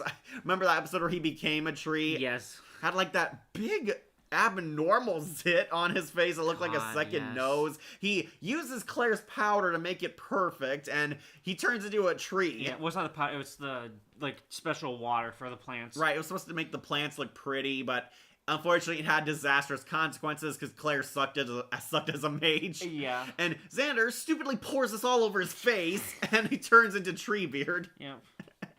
That was actually pretty cool makeup, I will say. Definitely. Yeah, definitely the budget did not look cheap on this show, I will say. But yeah, Xander learns a lesson that looks aren't everything, to just be himself, to have self-confidence, and that's kind of his arc. We find out Xander used to be bullied because he was a foreigner. He had his heavy accent. Right. It's supposed to be Australian, but it's very clearly his New Zealand accent. His Kiwiness came out. Yeah, it definitely came out. Yeah, Xander basically grows faith in himself, starts standing up for what's right, and he treats the Rangers with friends. And honestly, his ending kind of came out of nowhere too, where Xander got promoted to supervisor of Toby's store. No, he became the manager. Yeah, that's right. Because he was already the supervisor. That's sorry, the thing. I He's mixed going up. the Yeah. job. Sorry. Because the entire supervisor thing was his whole bit for the thing. Because he's always lazy. Yeah, and I thought, was that really his thing? He wanted to get a promotion? I guess. Yeah, he becomes the manager of the store, and Right. Toby is, I guess, gonna open up a chain or semi-retired or Who something. We know he's dating Necroli, and that's Exactly. it. But yeah, he trusts Xander to be in charge of the store now. Yep. Xander, I thought, was alright. Yeah. He was not one of my favorite Green Rangers. Not even one of my favorite characters on this show. The Yeah, actor was definitely funny and charismatic. Oh, yeah. He was definitely entertaining and having fun, but Right. they didn't do enough with him, in my opinion. What about you, Wolf? How did you feel Pretty about same Xander? things. I do enjoy most of his moments. I might put him on Worthy Opponent, honestly. All right. Unless you want to put him higher. I was thinking kind of lower. Lower? I feel like I'm doing a lot more lowballing this stream. Right, okay. I think he's better than Madison, Yeah, at least. we could do 6-7 worthy fighter. 6-7. Yeah, okay. I'll put him under Optimus. All right. Or should I put him Put him above? above Optimus at the I'll very put him least. above Leanbow, too, at least. Okay. He was better than him. Yeah. But yeah, Xander, I thought he was alright. Yep. Pretty decent Ranger. Had his moments, but not enough. Yeah, that's kind of the problem with a lot of the later Rangers. None of them had it too much. Yeah. Gosh, compared to Lost Galaxy, where they all had their own episode and arc. Compared to Time Force, even. Right, Time Force, they were all fleshed out so beautifully. Right, except maybe one of them. The yellow. Yeah, I thought Katie was pretty likable. Yeah. But yeah, she was definitely a better Ranger than Xander, that's Yeah. for sure. Xander, I'll put him on Worthy Opponent. He was definitely alright. He had the Xander charm. Alright, let's do our last main Ranger, Chip. Mystic Yellow. I And love him. You really like I him. really like Chip. I know I'm not very fond of the jokester. The or- goofy one on the Exactly. team. But honestly, either I'm growing soft for them or I just really liked Chip. Okay, my problem with Chip, he and Xander kind of felt interchangeable at first. They were That's both fair. the dorky guy who thought they were cool. Right. Though Chip had a lot more funny lines because he was kind of a kid at heart. Right. Though, again, kind of made me question how old these Rangers were supposed Yeah, to be. it really He's acting comes like way and goes. younger than he was supposed to. Right. Don't forget, he also wore the superhero costume until like high school. Or School something. ride. Vita protected him. I did like him in the vampire episode where Oh, Chip yeah. suddenly became the focus character next to Vita. Where he's basically just the lost boy. Right, he's the captain of the Supernatural Club, and he suspects Vita's a vampire. He even has like a kit, carries love garlic that. with him. Looks like a garlic Pez dispenser. know. He So good. he does come through. He saves Vita from her vampirism, and actually proves he is a worthy hero. Basically, it's kind of Chip's coming of age story where Right. he like ascends into manhood, becomes much better. His character arc also kind of had a weird ending where I think the idea was he was the dork and he becomes cool because in the finale he is super hot to all these sexy Right. elf girls. All the elf girls are like thirsting for him and listening to his stories. And yeah, he's finally popular, and he's popular with the magical girls. Yep. I guess good for him. He's got like his own harem of Zeldas there. Yeah, got his own bunch of choices to do. Yeah, I did like him. Again, like all the Rangers, he was kind of neglected as the show went on. He definitely had a lot of funny moments, had some Oh, yeah. scene-stealing moments, but as a Yellow Ranger, it was kind of on and off. Yeah. He was cool in the vampire episode. I do remember he also finally learned from the Solaris Knight when he's climbing the mountain. Yeah, remember that? I'm He was trying like to remember that. climbing the mountain to get like the sacred weapon or something. That's right, yeah. And yeah, he almost gives up. The Slayer's Knight encourages him, and he finally believes in never give up, makes it up to the top. He saves the day a few times, so he definitely comes Right. through. He does have his Ranger moments. That's right, he was dying in that one, because there was a, like, portal in him. Yeah, it had that weird CGI black hole in his Right. chest. That was weird. Yeah. Though, I think it was also much more supportive than Xander was, definitely. Oh, definitely. He had, like, a lot more faith in his friends, always basically the heart of the team. Yeah, he was also the first one to get the magical powers. Right? He got Mystic Yellow first. He believes in magic. Right. Because he was kind of like, again, like the The dorky one. dorky one. He's the Frog Brothers from Yeah, Lost Boys. exactly. Combined into one character. Where do you want to put Chip? I then? want to put him in 9 out of 10. I want to put him Really? in Mystic. Again, I really liked him. Okay, I'll put him up there. I'll put him under Imperious, though. That's I fair. felt Imperious had more character. Yeah. All right, Mystic Yellow is Mystic. I'll Yep. trust you on this one, Wolf. We'll put Chip up high. I did like him as a character. He's the dork who became a badass superhero. Definitely Mystic. All right, next, I think we should knock off another villain. Let's do the Hideax, Wolf, the All right. henchman of this Yeah. season. Where do you want to rank these henchmen? The Hideax, these creepy Lovecraftian minions. I will say, demons. I like their design, I but know. other than like spitting out like acid, that was the only addition they got. They were just cannon fodder again. Right. Although I do want to say, first 2 episodes, they really abused their actors or stunt doubles. They were like kept- thrown through. They kept throwing them into everything. Thrown in furniture, into boxes, Into onto the crates. trees. Like, geez, they really made these guys tough. Right. I thought these guys were interesting minions, but some I do kind of prefer more. I love the Quantrons from In Space, the weird course. space knights. Those Right. were awesome. I actually do defend the Batlings. I do like them from Lightspeed Rescue. Uh-huh. They destroy the Aquabase I Wolf. know. Yeah, I remember they blow themselves up. And of course, the Cyclobots are iconic. They were definitely memorable henchmen. Yeah. Remember the Frax's robots? I thought so. They barely- Cyclobots. I feel like, oh no, I'm thinking the putrids. Yeah, the Those are Putrids the ones from that Wild didn't Force. come up. Yeah, those ones were kind of generic and forgettable. Yeah. I thought these were a step up of the Putrids. They're Oh, yeah. pretty cool. Unfortunately, they kind of disappear. Like, once Nick gets his Battleizer mode, that's how they write them off. He killed them all. Killed them, killed the elite ones. They were all just dead. Until they're there for the dark finale. Yeah, Or I dark thought, choice. I thought they were definitely interesting henchmen. SPD kind of had generic robot minions, Wolf. Okay. Yeah, I was not a fan of the crypods, crydroids, whatever. Where do you want to put the Hideax? I was gonna think maybe worthy opponent or magical. Really? Oh, you want to put them I lower? feel, it's just, Put them under Madison. I could do worthy opponent. I'll put them low then. Yeah, the Hideax, definitely, I would say 6 out of 10. Yeah. That's what I was gonna say. Yeah, they were definitely a step up over your typical henchmen. Wait till we get to SBD Wolf. Those henchmen were very forgettable, honestly. Great. But let's do the elite ones, the Stixoids. Yeah, the one that came up like once or twice. And they can talk!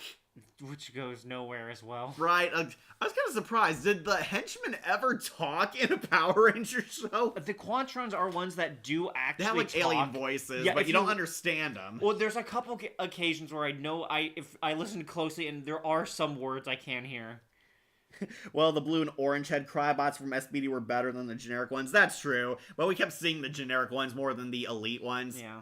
Orange and blue had alternate helmets, and I really liked them because blue had like an ice crystal helmet, Interesting. and the orange one had like gear heads. Okay. They're definitely more memorable and actually were threatening to the SBD Rangers. All right. I wish they went more out there with the signs with the other folklore monsters. I fully agree. Like, magical creatures are fully addressed in this show, and they barely do anything with them. Yeah. It's like, I guess, well, Power Rangers has always had mythical creatures just roaming around there. Remember, we met mermaids on Lightspeed Rescue? Still love that. Yeah, mythical creatures share a universe with us, and this is the first show which addresses that, but we never see them interact with the humans, and... Even though it's also a big part of the story, apparently. Right, we'll get to that when we get to Phineas, but yeah, magical creatures and humans finally come along and live together in harmony, Yeah. and as Piggy foreshadowed, they would have a lot more non-human creatures interacting with people on Earth. Yeah. Yeah, Piggy cameos in this. Sorry, folks, Piggy is not on this tier list because he was just a 5-second cameo. Also, I don't think Fireheart's on here. Yeah, Fireheart's not here. Oh, well, he's a Megazord.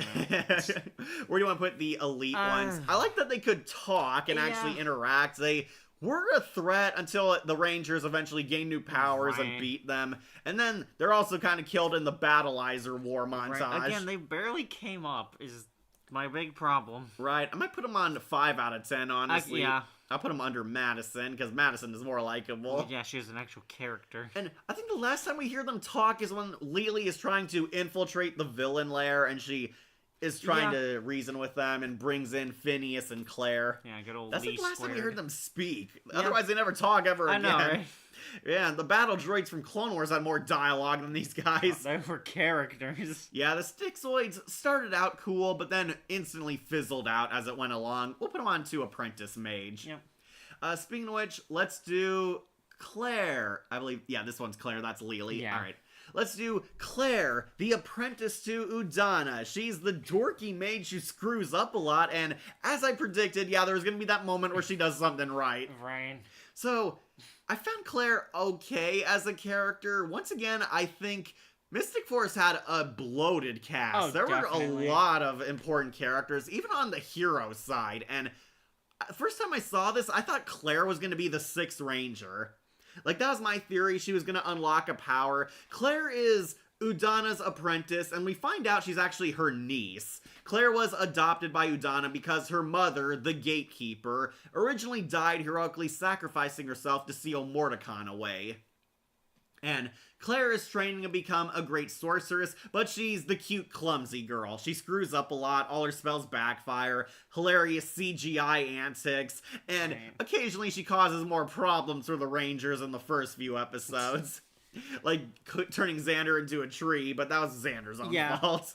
But yeah, she tries to help them until finally she gets a spotlight episode in the 2-parter, The Gatekeeper, where she learns her family origins and she suddenly masters her magic and becomes a super duper badass. I think it's more so the mother channeling her power through her. Right. I found out that the mother was played by the same actress who plays Claire. That makes sense. Yeah, they were both the same woman. And yeah, suddenly she gains her mother skills and helps defeat them. She plays an instrumental part in defeating Mordecon, basically. And yeah, Claire is finally a badass until we reset to the status quo and she's a dorky klutz again on the sides. Right. Her magic improved, but she's still kind of the weirdo, the clumsy girl, antisocial.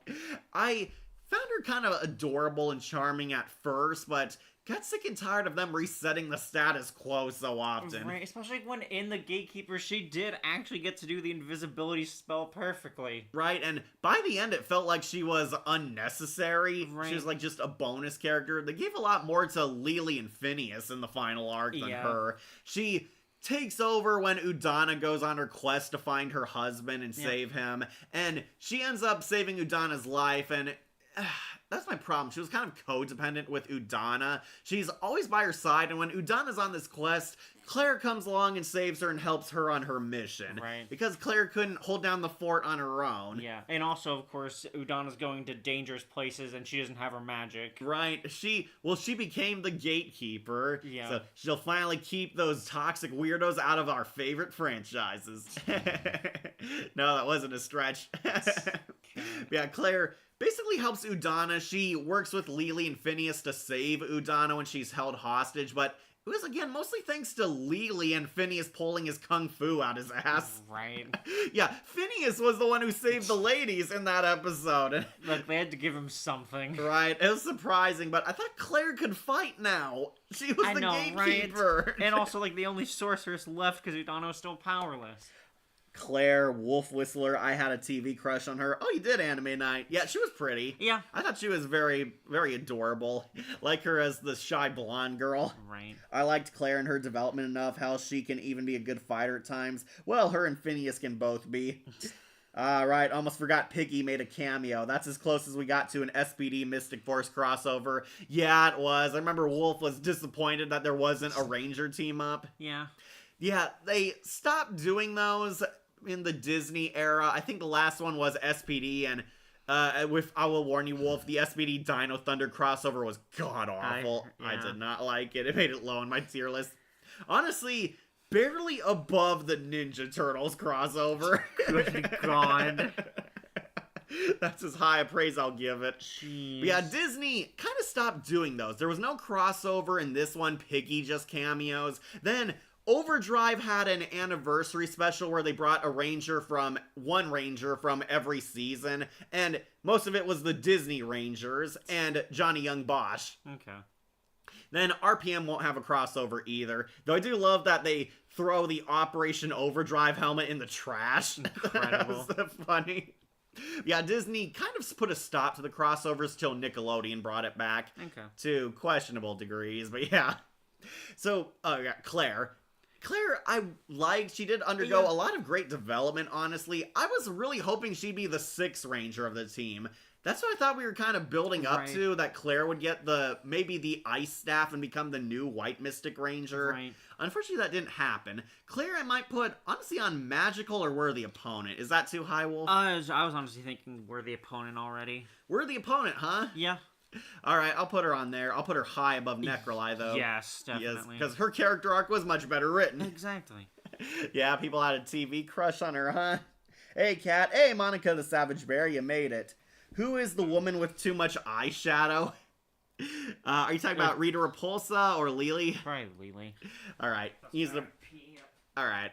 So to wrap up, Clara is definitely a worthy opponent. I do like her. I thought her development was good. I wish she kind of got more. I do like that she's the one who says the end at the end of Mystic Force, where she's reading the Book of Prophecy, and she winks to the audience before closing the book.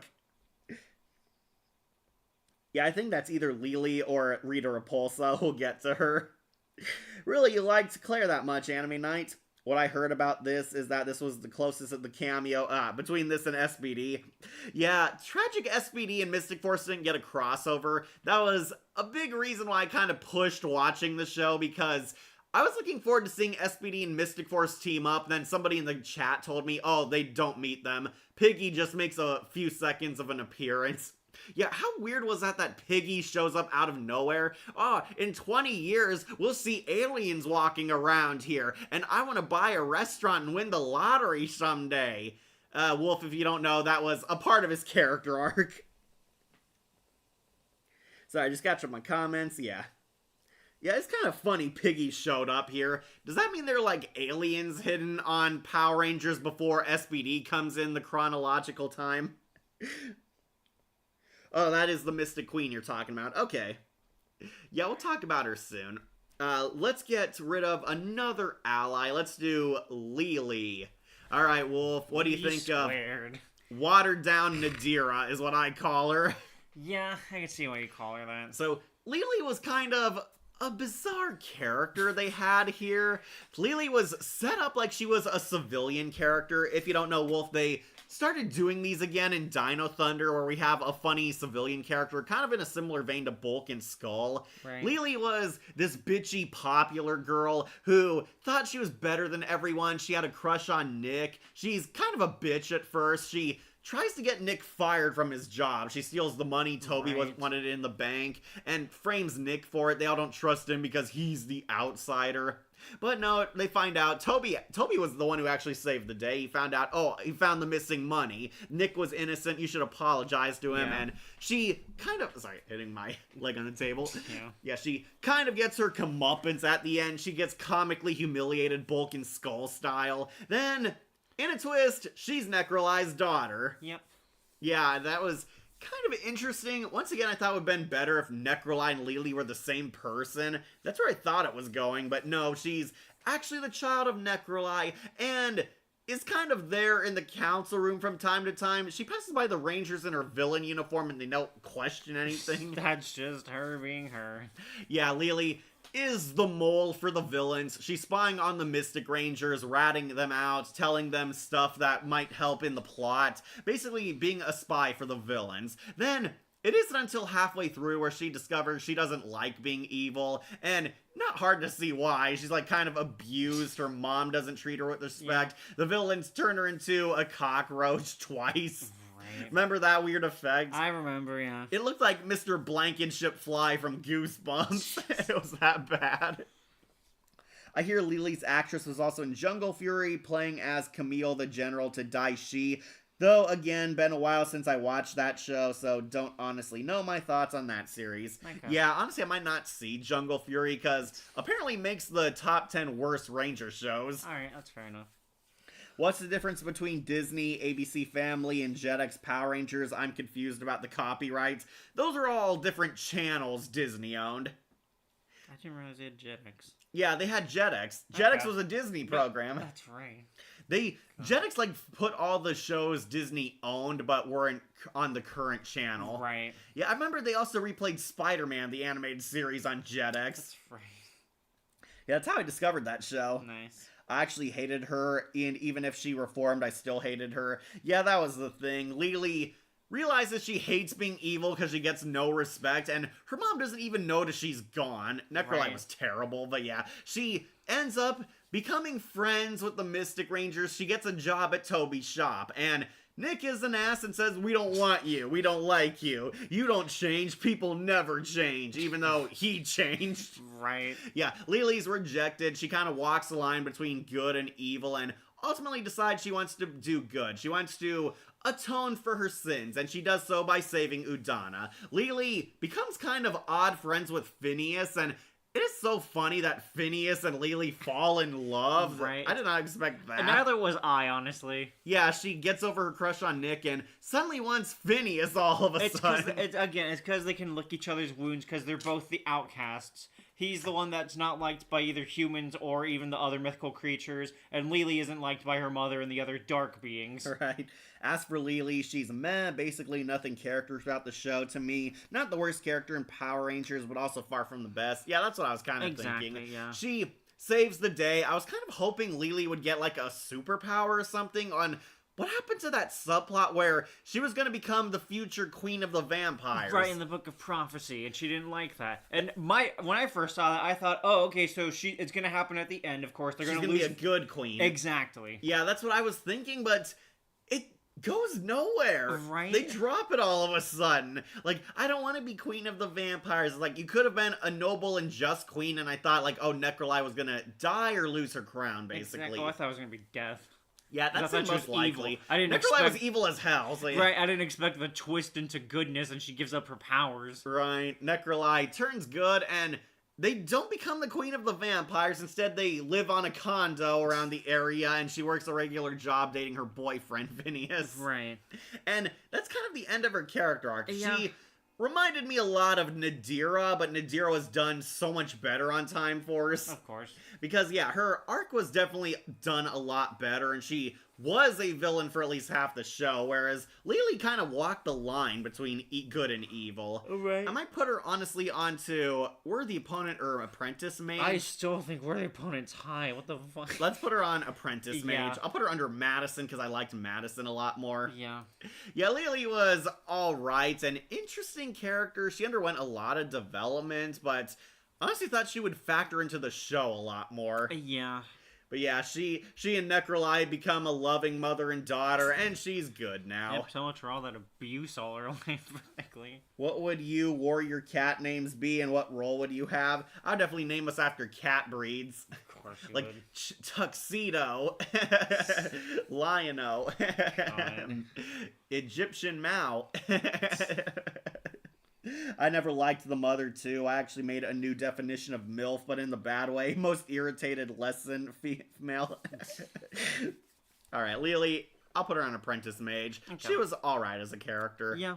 Alright, next we should do one of the villains, and I think we should start bumping off some of the 10 terrors We'll here. just do the 10 terrors collectively then. Yeah, for okay, so, whatever sorry guys, reason. I do not know why this had the 10 terrors separately than one whole picture of here. I guess we'll count them as the terrors as a whole. Right. So, after Imperius died, Necroli needs a new villain to help fulfill the Master's prophecy, where she revives the 10 Terrors, a collection of 10 of the most terrifying demons to ever serve Optimus, and they become the final arc villains before Optimus's return.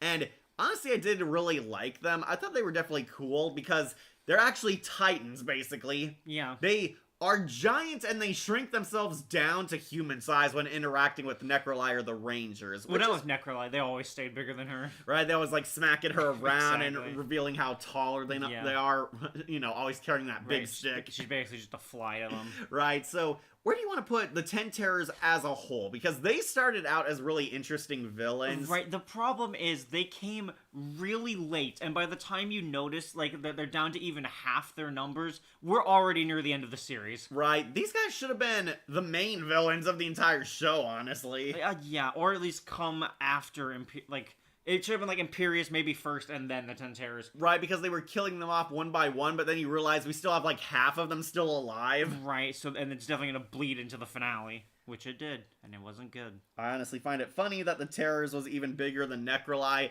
Yeah, that was kind of funny. She's just like a little fly to them. Right, they're just giants. Always looking down on her. Right. Yeah, I thought these were cool in concept, but the problem is they came very late in the game. They're in the last third of the show. And we're still getting like filler episodes before the finale time. Right. Okay, so I thought they might make it on Magical or Worthy Opponent at least. Yeah. I liked them better than Mordecai, that's why I'm kind of arguing for We could Magical. do magical, yeah, because the premise of them is really great. Right, these 10 final bosses for them to beat, which kind of gets you hyped for what they can do. Exactly. Yeah, they were pretty cool until we got to the finale and we did some questionable directions with a few of them. And yeah, 2 of the Terrors are still alive. Like, 2 of them are good. Itasis and Matumbo, they both turned good. Yeah. And yeah, which I call BS on because Matumbo was dead. But yeah, we'll get to him later. I also call BS because you're called the 10 Terrors. What do you mean you're gonna turn cold? Right? I thought they were like the most evil incarnations ever, but Exactly. no. 2 of them had good in them. Right, or at least one of them could be persuaded to good. Alright, we'll put them as a whole on Magical. I liked them better than Mordecai because they were definitely interesting arc villains. Yeah. But we'll get to the others on their individual slots. Some of them had questionable roles in the story, but we'll get to that. Yeah. Anyways, I think they're magical villains. Definitely cool. Alright, next, should we do another hero or one of the terrors, finally? I think we could do one of the Terrors. Alright, let's start with the Magma Man. This was the first one who sets up the That's rules, and they had, like, play a game. Yeah. Like, if you're still standing, then I die, or Right, if... but yeah, because he lights the tower on fire, and once the flame burns out, either I've destroyed you or I lose. Right. I love the concept of the shadow games. Yeah, the Shadow games are actually pretty fun, and They did a lot of interesting stuff with this. We see some of them try to bend the rules in their favor. Some of them honor the rules, like Itasis here. Some of them are just straight fights, which I hated. Right, those were lazier ones. Because it's like, you set up this entire, like, interesting way of how they fight and come to things. But, like, oh yeah, no, like, most of us are just gonna go in a straight fight. If you had an option to buy a monster suit from Power Rangers, which one would you buy and why? Oh, God. Oh, which one would you buy, Wolf? I'm trying to remember all the monsters I've seen, because a lot of them do have really good designs. I would definitely say Viper's costume, but that's just me. God. You know, I'd make a shrine to her. Uh-huh. Okay, we're talking like full-blown rubber monster suit. I do like the Cobra Mummy. That guy was also pretty awesome. That's very fair. Yeah, the Cobra Mummy or Viper's outfit. Right. What about you? Maybe Optimus. Really, you'd buy an Optimus I suit? think, yeah. Because Stretch out his face there. It's really cool. Let's scare kids without Halloween. Exactly. Alright, kids, I'm gonna eat your magic. As a whole, they're great. As individuals, they're mixed at best. Yep, we're getting to them as individuals. Yep. Magma Man, I thought it was pretty cool. I might put him on magical because the games were pretty interesting. Yeah, he was a very strong start. Definitely. I'll put him low under Mordecon Okay. at least. Yeah, definitely a magical character. He was pretty awesome. Second, I believe, was the only one you remembered with the iconic design, the poacher guy, the Cyclops Yeah, dude. he also had the interesting game where he's just gonna hunt them all down. He's basically Predator. Yeah. He hunts the Rangers down. You have to survive till sunset. And he snipes them all down except for Nick, who's a big baby. Right, Maybe they I all should give myself up to save you guys. And all of them are dying saving you. I know, right? It's just like giving the hell up. And eventually, Nick learns, never gives up, and he fights this guy, Yeah. like, challenges him one-on-one, finds, like, his sniper post, and, yeah, eventually defeats him. This one kind of devolved into a generic monster fight by the end of it. That was my problem. I might put him, honestly, on worthy opponents. Yeah, that's fair. Yeah, definitely a cool Shadow game, but ended up being the second victim. I wish he lasted longer. I'll put him under Xander. Alright. Because Xander was awesome. Yeah. Alright, who was the third one? I'm trying to go in order, but I'm know. struggling to remember some of them. Because what? The Knight and There's Viking. Black Lance. We can Yeah. just choose whoever. I know Black Lance is near the final. I think Serpentina, definitely one. Remember her, the snake woman? Kinda. I'm trying to remember. Oh, that's actually the Snake Rain. She's the one who tried to cheat. She had the frog guy help him by poisoning their morphers so they couldn't transform into Power Rangers. Right. She manages to get Vita and Nick during their feud episode, and she fights the other three Rangers, and I thought she was creepy because she turns into a giant snake and eats them. Like, we see her eat the blue and green Ranger. It's really nasty. Serpentina, definitely a lot more treacherous. She was the first dishonorable one among the 10. she's a snake. Yeah, that's the pun. She's a snake. In a way, this basically was an endurance fight with the first Terror with the Rangers, which he was wailing on the Rangers, yet they lucked out because of the rules. Yep. They luck out a lot because of the rules. Because of Serpentina plot. tried to cheat, but then Itasis comes in and says, oh, you broke the rules. I have to fix your mistake. And she gives them the power of morphing back because they fight honorably, except for Serpentina, because she fought to win, basically. Yep. And basically the tables turn completely, and Serpentina's defeated by Vita and Nick. They put aside their differences and double team her and finally kill her. Epic Megazord fight where they kill her twice. Yep. And Nick and Vita fight over who apologizes. Yeah. No, I'm more sorrier. No, I'm more sorrier. No, I'm more sorrier. Honestly, I thought she was actually pretty cool as one of the terrors. I might put her onto magical. Alright. Yeah, I'll put her above the Magma Man at least. Yeah. She was really cool, very creepy, very sneaky. She was definitely one of the greater terrors. Yep.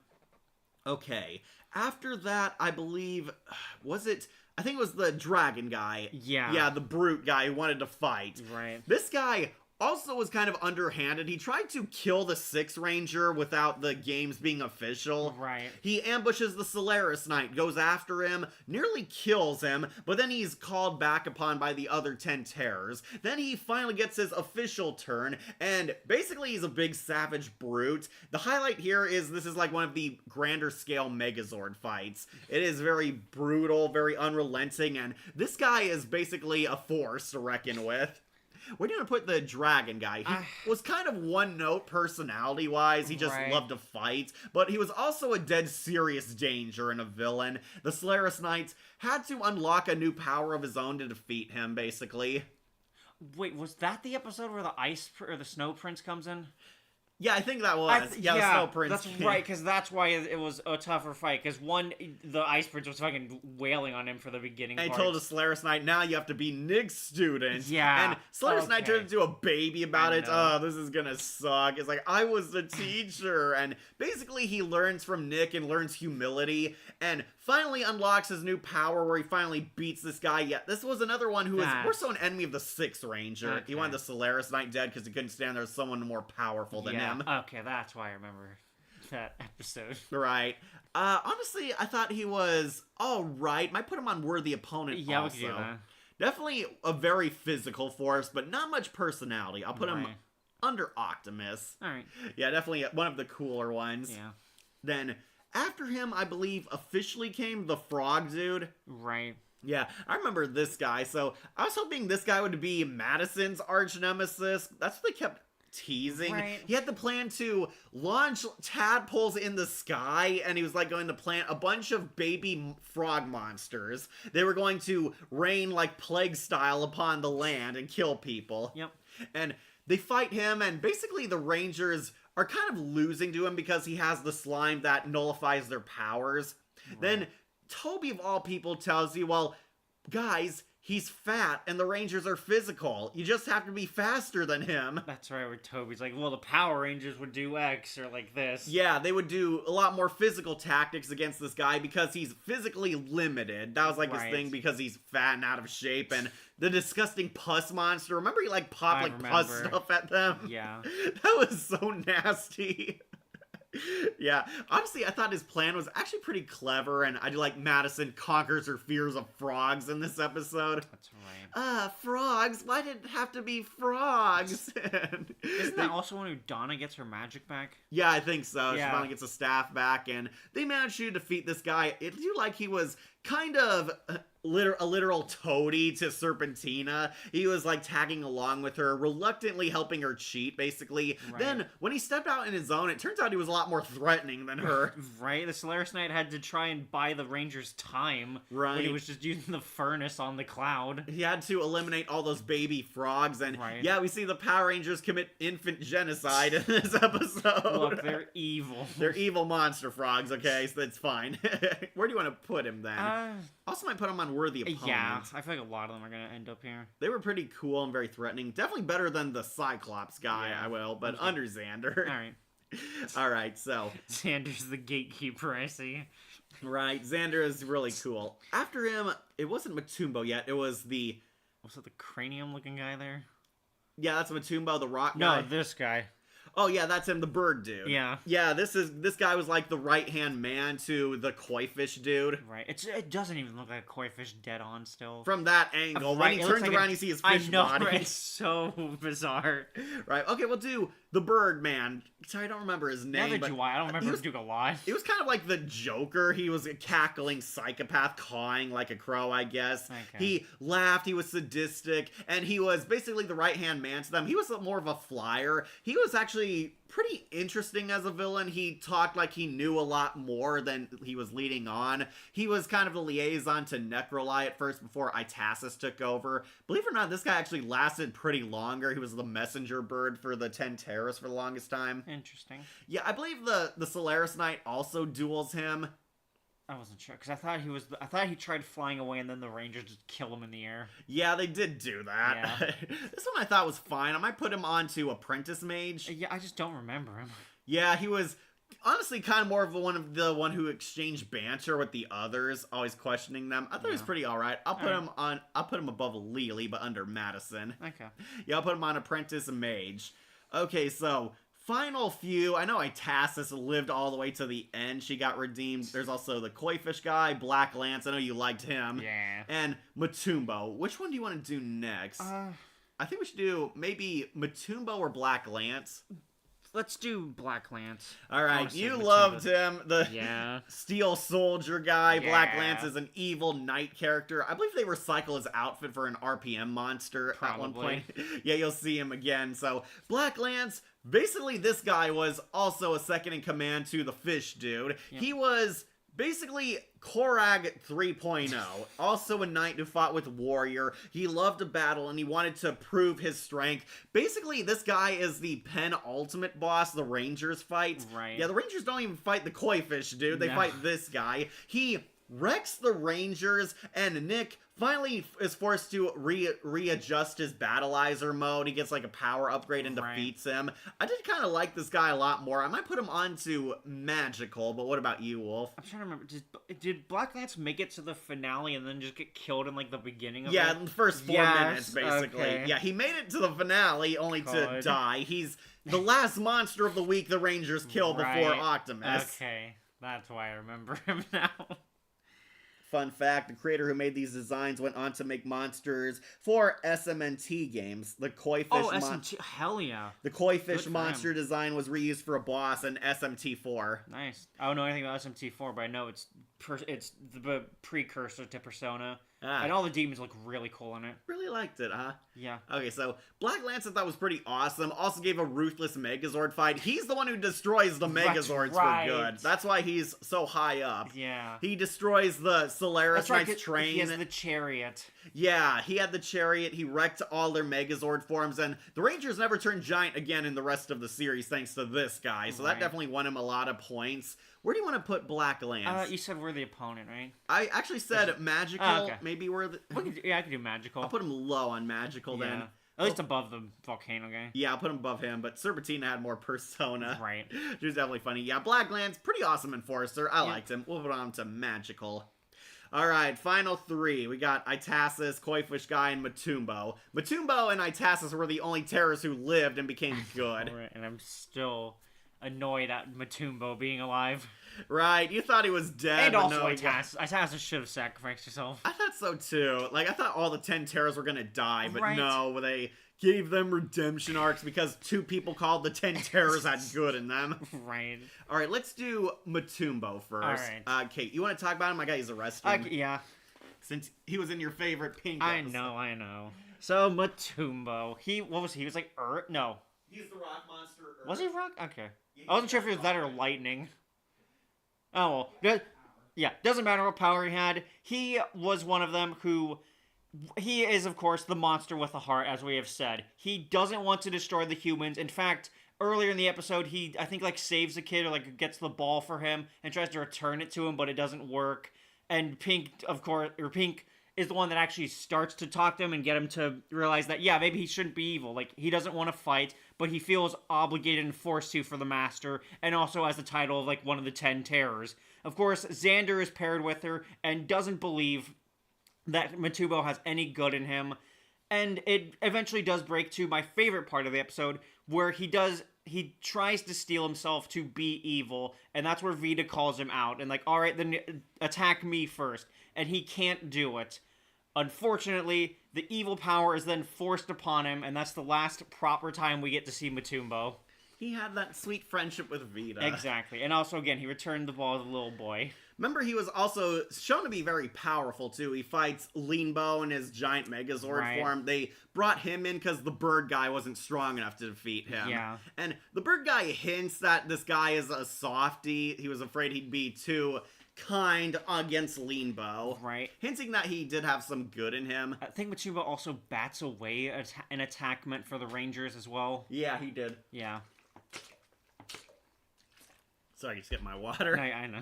But yeah, Matumbo becomes the vessel to Optimus, Yep. and we believed he died from that know, because right? it seemed likely. Right, he's only taking his entire body for himself. Yeah, basically he becomes the vessel to Optimus until Optimus dies, and I guess that released Matumbo because he's alive in the finale. It's complete bullshit just so he can have a happy ending with Vita.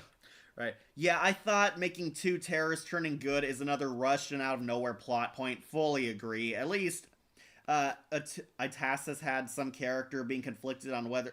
Matumbo had some character being conflicted on whether he wanted to be evil or not. Yeah. Yeah, that was definitely there. They established him at least one episode earlier. Itasis was teased at having good in her, but it felt more like she was a rational villain rather than good. Well, it also felt more like she was just curious, but I can go into that later. He looks more like a Flatwoods monster. I was gonna say he kind of looked like a clicker, honestly, the first time I saw just this. a giant, like, mushroom. He reminds me of that mutant from Time Force who wasn't really evil but got arrested because he stole food. Oh, Nauticon, the kind-hearted kid mutant. I loved that episode. Yeah, Trip Takes a Stand. Awesome Right. episode. We'll make it on my top 10. And where Eric learns not to racially profile anymore.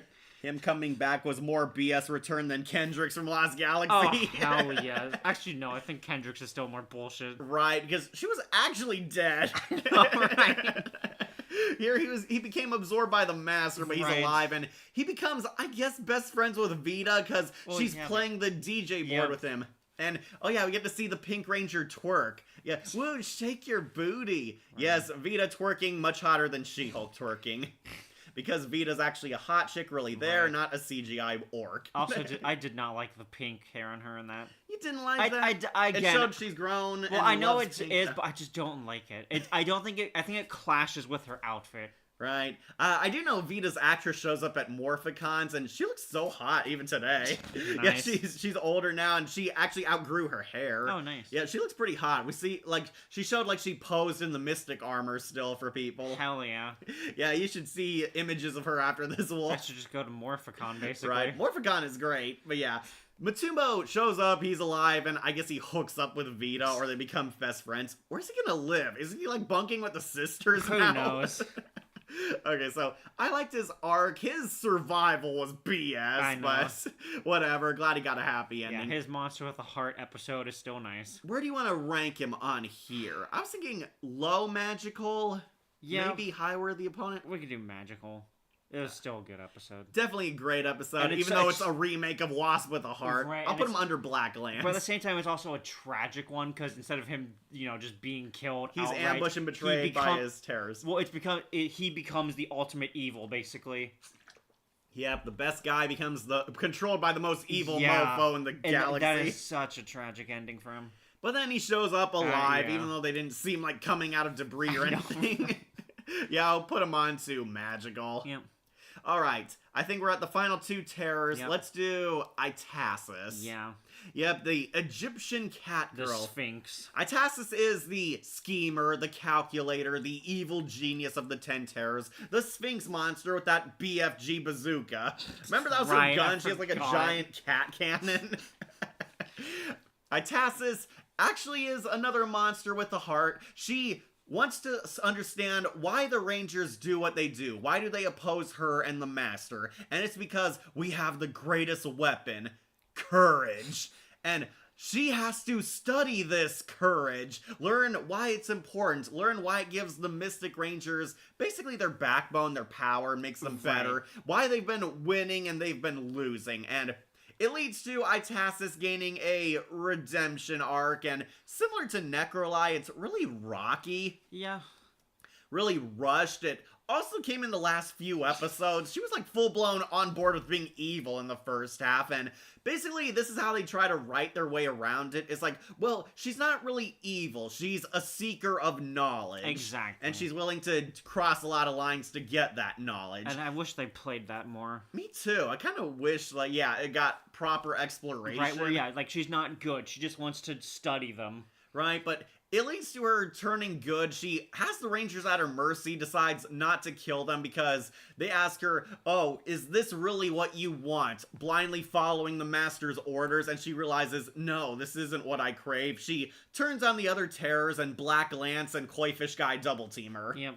They effectively kill her. I like that cool shot where her glasses fall off and you see Yeah. her corpse in the reflection. Right. But apparently, Necroli revives her off-screen in a flashback, and we see Itasis and Necroli double-team the Koi-Fish Guy, who was stronger than her in the last episode. She had courage in her heart. Yeah, she fought with courage and finally beat the #1 terror. Off screen in a flashback. Yeah, the Rangers don't even beat this guy. It's her. No. And she ends up joining them and standing with them, and weirdly doing nothing during the final fight against Optimus. I don't even think she, like, gave them her magic or anything. Right. But Itasis is helping the magical creatures rebuild their city, and she becomes friends with the Solaris Knight and Genji, asking them about courage, and the Six Rangers now her mentor. Yeah.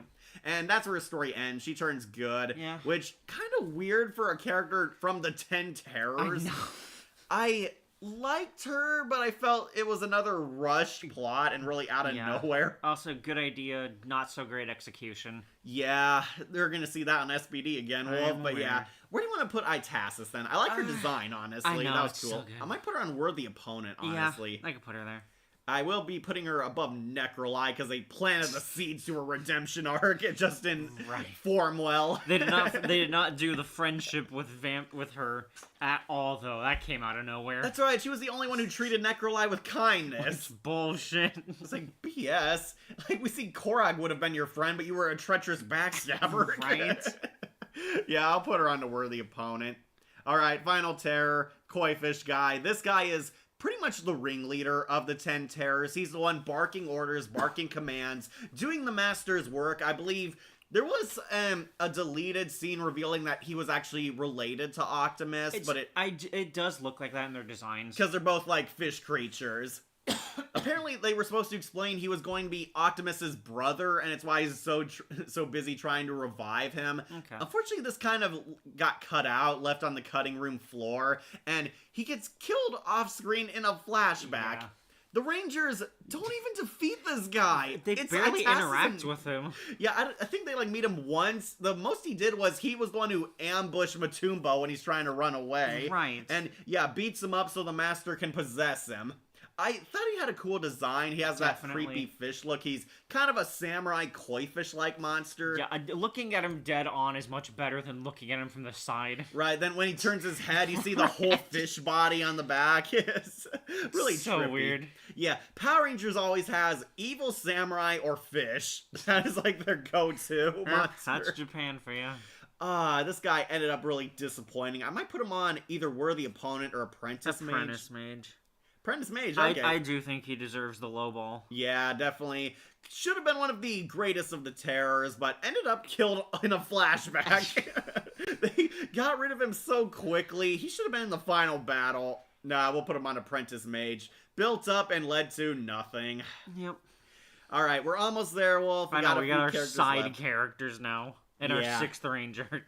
Alright, next, let's finally talk about the Mystic Mother, Rita Repulsa. Yes, Rita Repulsa is in Mystic Force. So, apparently at some point after In Space, when the Z-Wave wiped the evil out of her, Rita Repulsa became a good witch. She found herself becoming the Mystic Mother, and I think this character should have come much earlier in the show. Instead, they save her for the finale. Rita Repulsa became a good witch and uses her magic to help the Mystic Force. She's the Mystic Mother, and Rita Repulsa is basically taken out by Optimus. We're led to believe she's dead, but no, she became one with the magic, whatever that means. She's still alive and giving them words of wisdom from beyond the ethereal plane or wherever she's hiding. In the realm of magic, I think. And yeah, she's the one who gives the Mystic Rangers their pep talk that no, the magic is not good, it's always been within you. And that leads to the humans and mythical creatures giving them their magic. Yep. And it's revealed that she's alive and is still watching over them. I will credit the actress tries to replicate the Mighty Morphin character. Yeah, that was very cute of them. Yeah, I do like they even purposely miss her dubbing. Like her voice is Yeah. always off. They try. I found out, no, this was not the same woman. It was a stand-in. Right. Someone doing an impression of her. Yeah, just how? Shadow's confused by that. The hell? Again, someone knocked at the door? No, I thought it was like an earthquake. Oh, maybe it was for a Sure. second. That or you kicked the table and it just threw me off. Sorry. I don't know. Again, this feels rushed, worse than SPD, since all the plot points the show could have been. Like for 5 to 6 episodes, at least SPD's finale would have been better in 3. Yeah, just how. Was barely a character anyway. They probably gave that description that she was Rita formally to make her interesting. yeah, that they wanted to have connection to the rest of the Yeah. franchise and have fans walk away saying something like, "Oh, I can't believe they brought this character back," because we don't get many of that in Mystic Force. Right. Yeah, I'm kind of curious how Rita even got her magic back. She was like an evil witch in Mighty Morphin. And then she lost all the evil. Right, I thought she became a regular human at the end of Countdown to Destruction. Yeah, and then she discovered magic. Yeah, she and Lord Zed became human and they hooked up, and Right. at some point she became good. Is Lord Zed still married to her? Are they still knows? dating each other? Yeah, she's in the mystic realm. She becomes the Guardian. We're led to believe Optimus killed her, but no, she had her Obi-Wan moment, becoming one with the Force. And she congratulates the Rangers and hints that she'll be back one day. Unfortunately, they kind of retcon that. She became Robo Rita in one of the specials. They really wanted to bring Mighty Morphin back. Yeah, I could tell. You cannot kill this woman even in the Mighty Morphin remake. She came back as a robot. Yeah, she did. She Yeah. became Robo Rita, then God. died again. Because, yeah, unfortunately, Wolf, if you don't know, current stuff on Power Rangers, namely the Nick and Netflix era, kept trying to revive the magic of Mighty Morphin. Oh yeah, I believe that. That's been happening with a lot of properties. Yeah, they're going all the way back to the beginning and acting like this nostalgia bait. Exactly. And even Power Rangers suffered this, and I think suffered it horribly because they Right. even brought Lord Zed back somehow. Incredible. Yeah. What do you want to put Rita Repulsa's Mystic Mother? It was funny as a cameo. Yeah. And I do like they did a good job trying to make her feel like Rita. Right.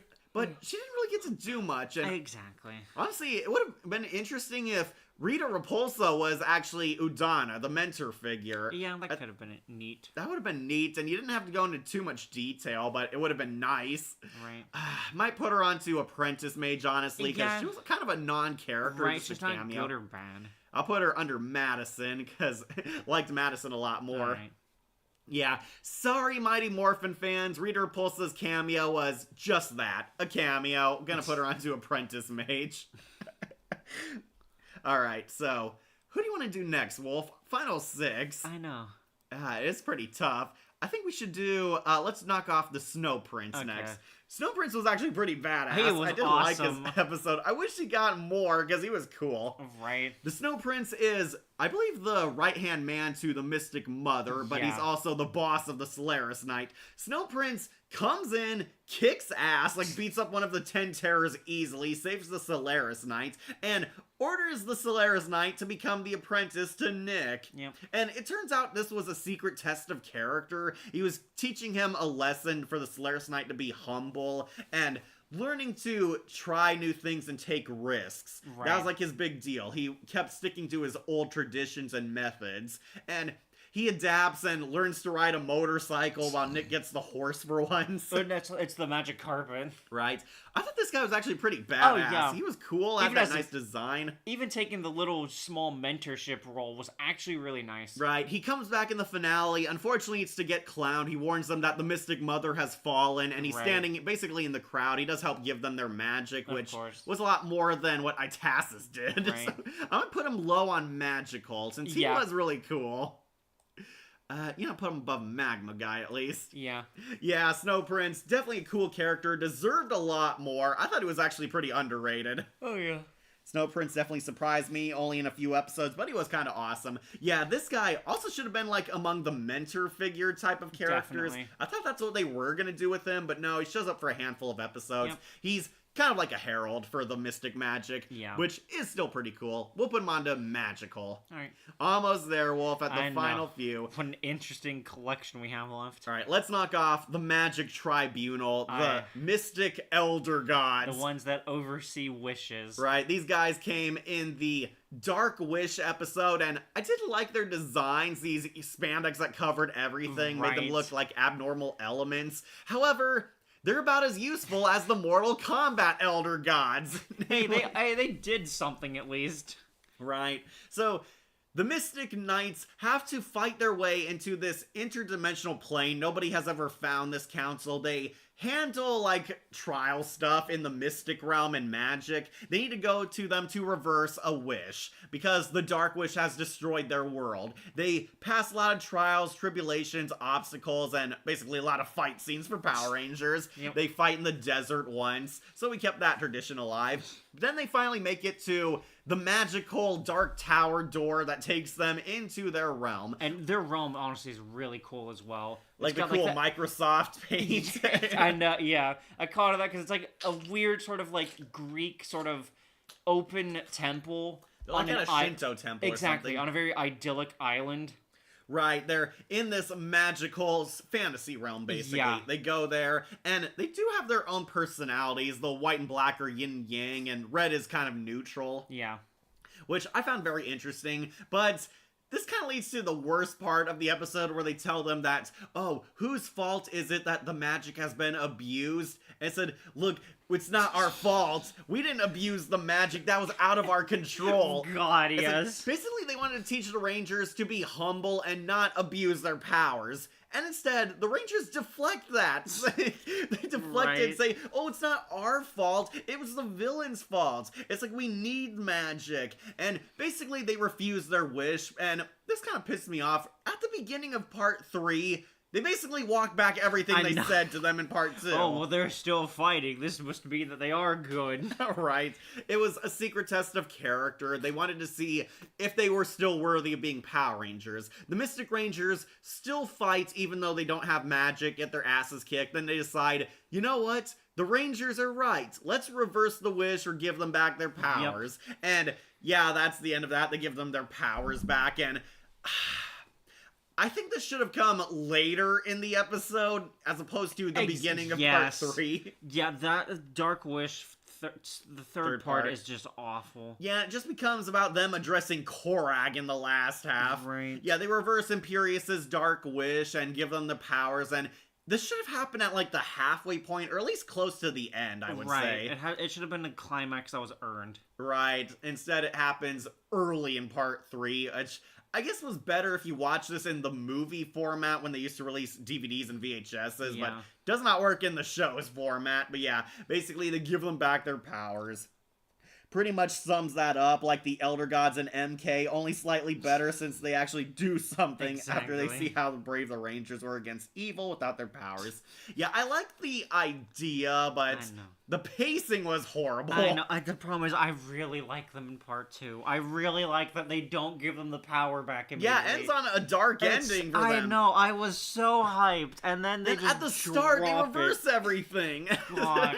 Oh my gosh. Damn, Elder Gods. These are actually pretty cool characters, though. That's why I like them so much, and why part 3 hurts me so much. Yeah, then they kind of don't show up again. I wish they did. I thought they were going to be like Elder Gods. Right, I thought, because honestly, we really didn't need the Mystic Mother when we had this council. Right, I thought these 3 were like the heads of magic. Right, no, they just oversee wishes, I guess. Right, but no, we wanted to bring back Rita Repulsa for nostalgia. Right, because like the entire part 2 conversation is actually really nice, where they even ask like, all right, what's the difference of like good and bad magic? Like, we don't see good or bad magic, we just see magic. Right, that was interesting. I know. Again, this show has such good concepts, but they keep fucking it up. Right? They fumble the ball. Yeah, they drop it. They fail. God, Which, speaking of another shot at Overdrive, that even the Mystic Force Rangers still fought and did the right thing without their powers. God, Operation Overdrive sucks. God. Yeah, that happens. Well, if the Overdrive Rangers lost their powers, then they give up. They go back to their regular lives, decide they're done fighting.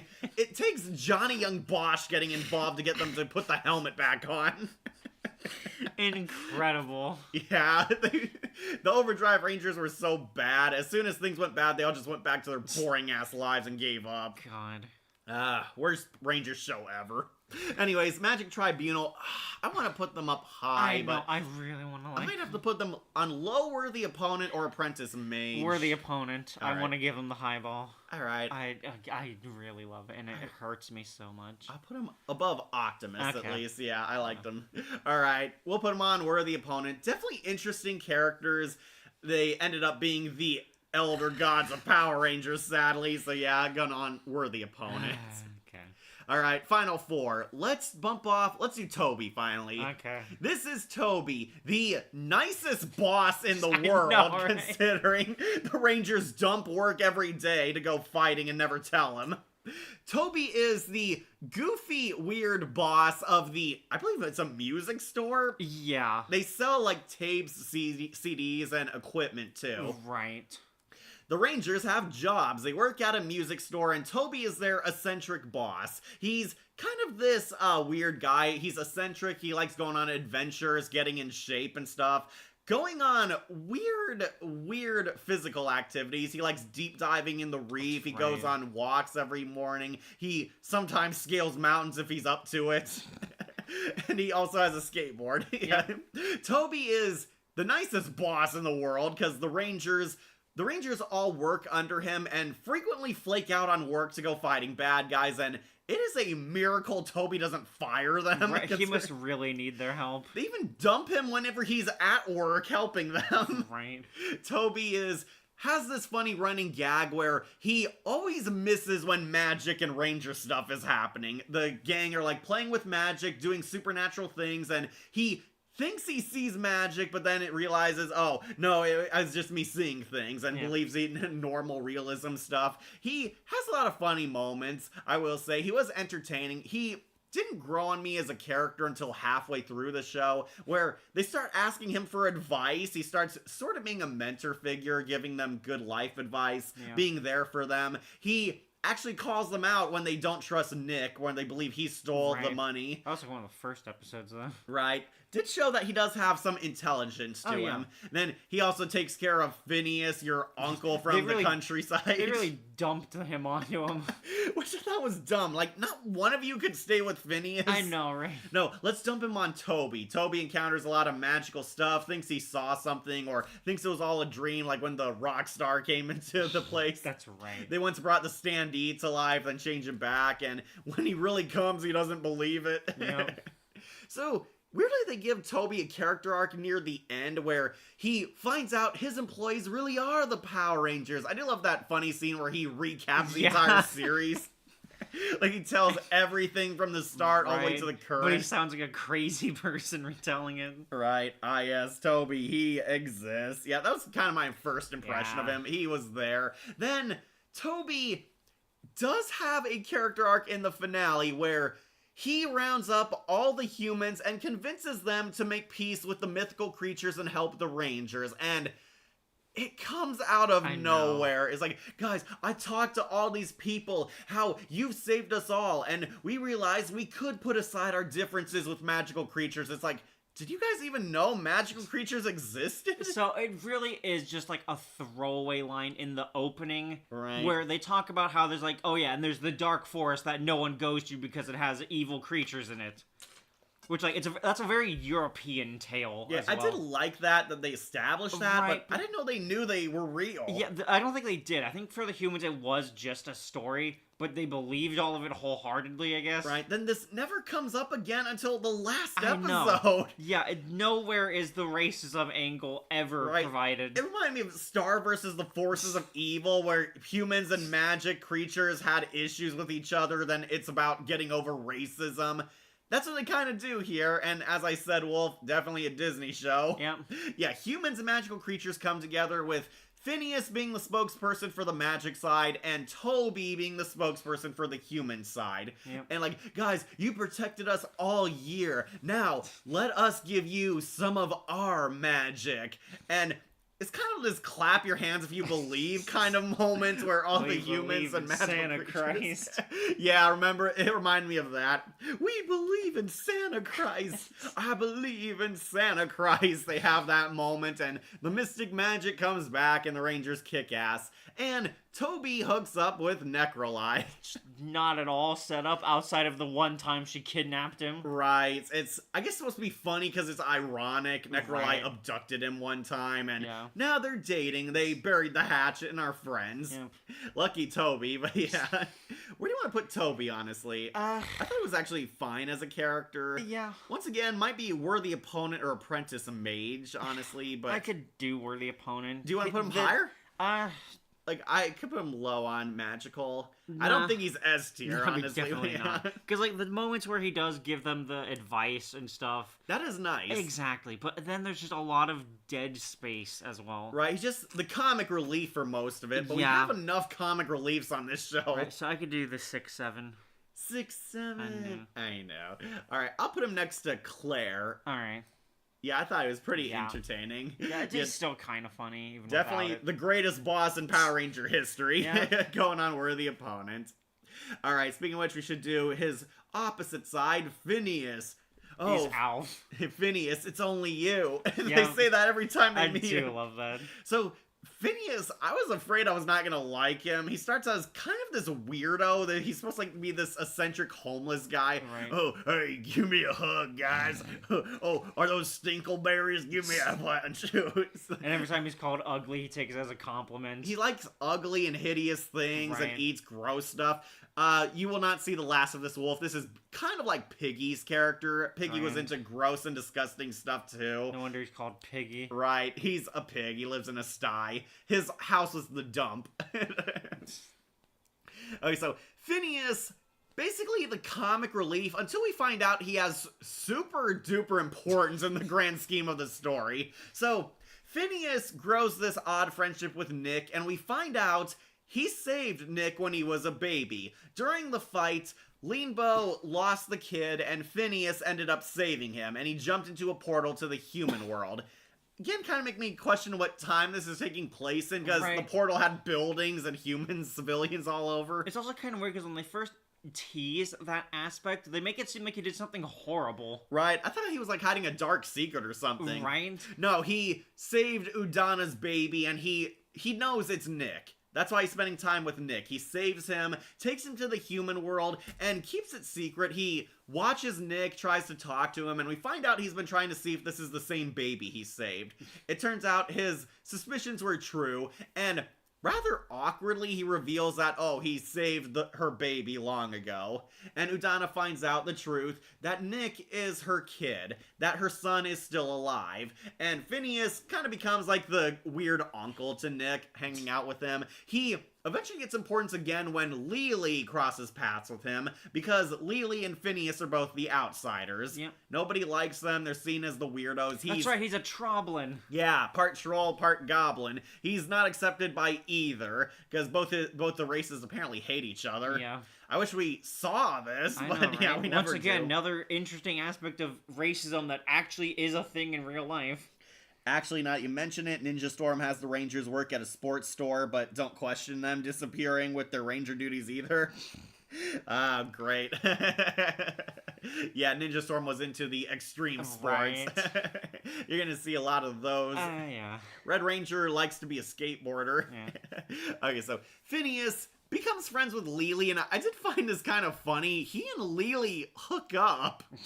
Like, they fall for each other, Right. and Well, it's 'cause, kind yeah, of they're weird. both the outcasts. Right, Lily falls for the Troblin. They work together, and Phineas pulls out his martial arts moves and he saves the That's girls. complete bullshit. It is BS. This guy's been like a cowardly wimp all throughout the series. He does show he is smart. He has his moments, like when he helps them through the dark forest and Xander doesn't listen. Right. Remember he saved them from the spiders? Yeah. Yeah, it turns out he knows the area like the back of his hand.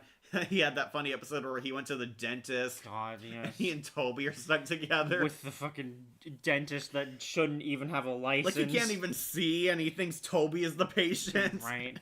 He has, like, double rows of teeth. That was a pretty gross Yeah. effect, honestly, but pretty cool. Right. Phineas becomes friends with Lily, they save Udana, and Phineas is the one who gathers all the magical creatures. He tries to work at Toby's store, ends up fired because human girls are afraid of him. Right, and he's gonna lose Toby business. Right. I don't blame Toby for this at all. They No, try not to at frame all. him as like a jerk. Right. But yeah, he's losing money because Phineas is scaring the customers and being a dumbass all throughout the store. Right. And it's unfortunate because Toby, of course, doesn't mean what it's what Phineas is taking away from it. Right, he tries to put it nicely. Phineas is fired, but we find out he's back in the woods and he gathers up all the magical people off screen to Right. help stand with the Rangers. He's the one who talks to all of them, convinces them that humans and magical beings should unite against Optimus. And yeah, they do the believe in magic thing, and I believe he actually gets rehired back at Toby's shop in the end. We see he's working there now with Lily. Xander's now the manager. Yep. And Phineas is actually a good employee to all the magical beings. We see humans and magical creatures are just walking around together. Yep, racism is no longer existent. Right, and he and Lily hook up, which is gonna be a funny family dinner.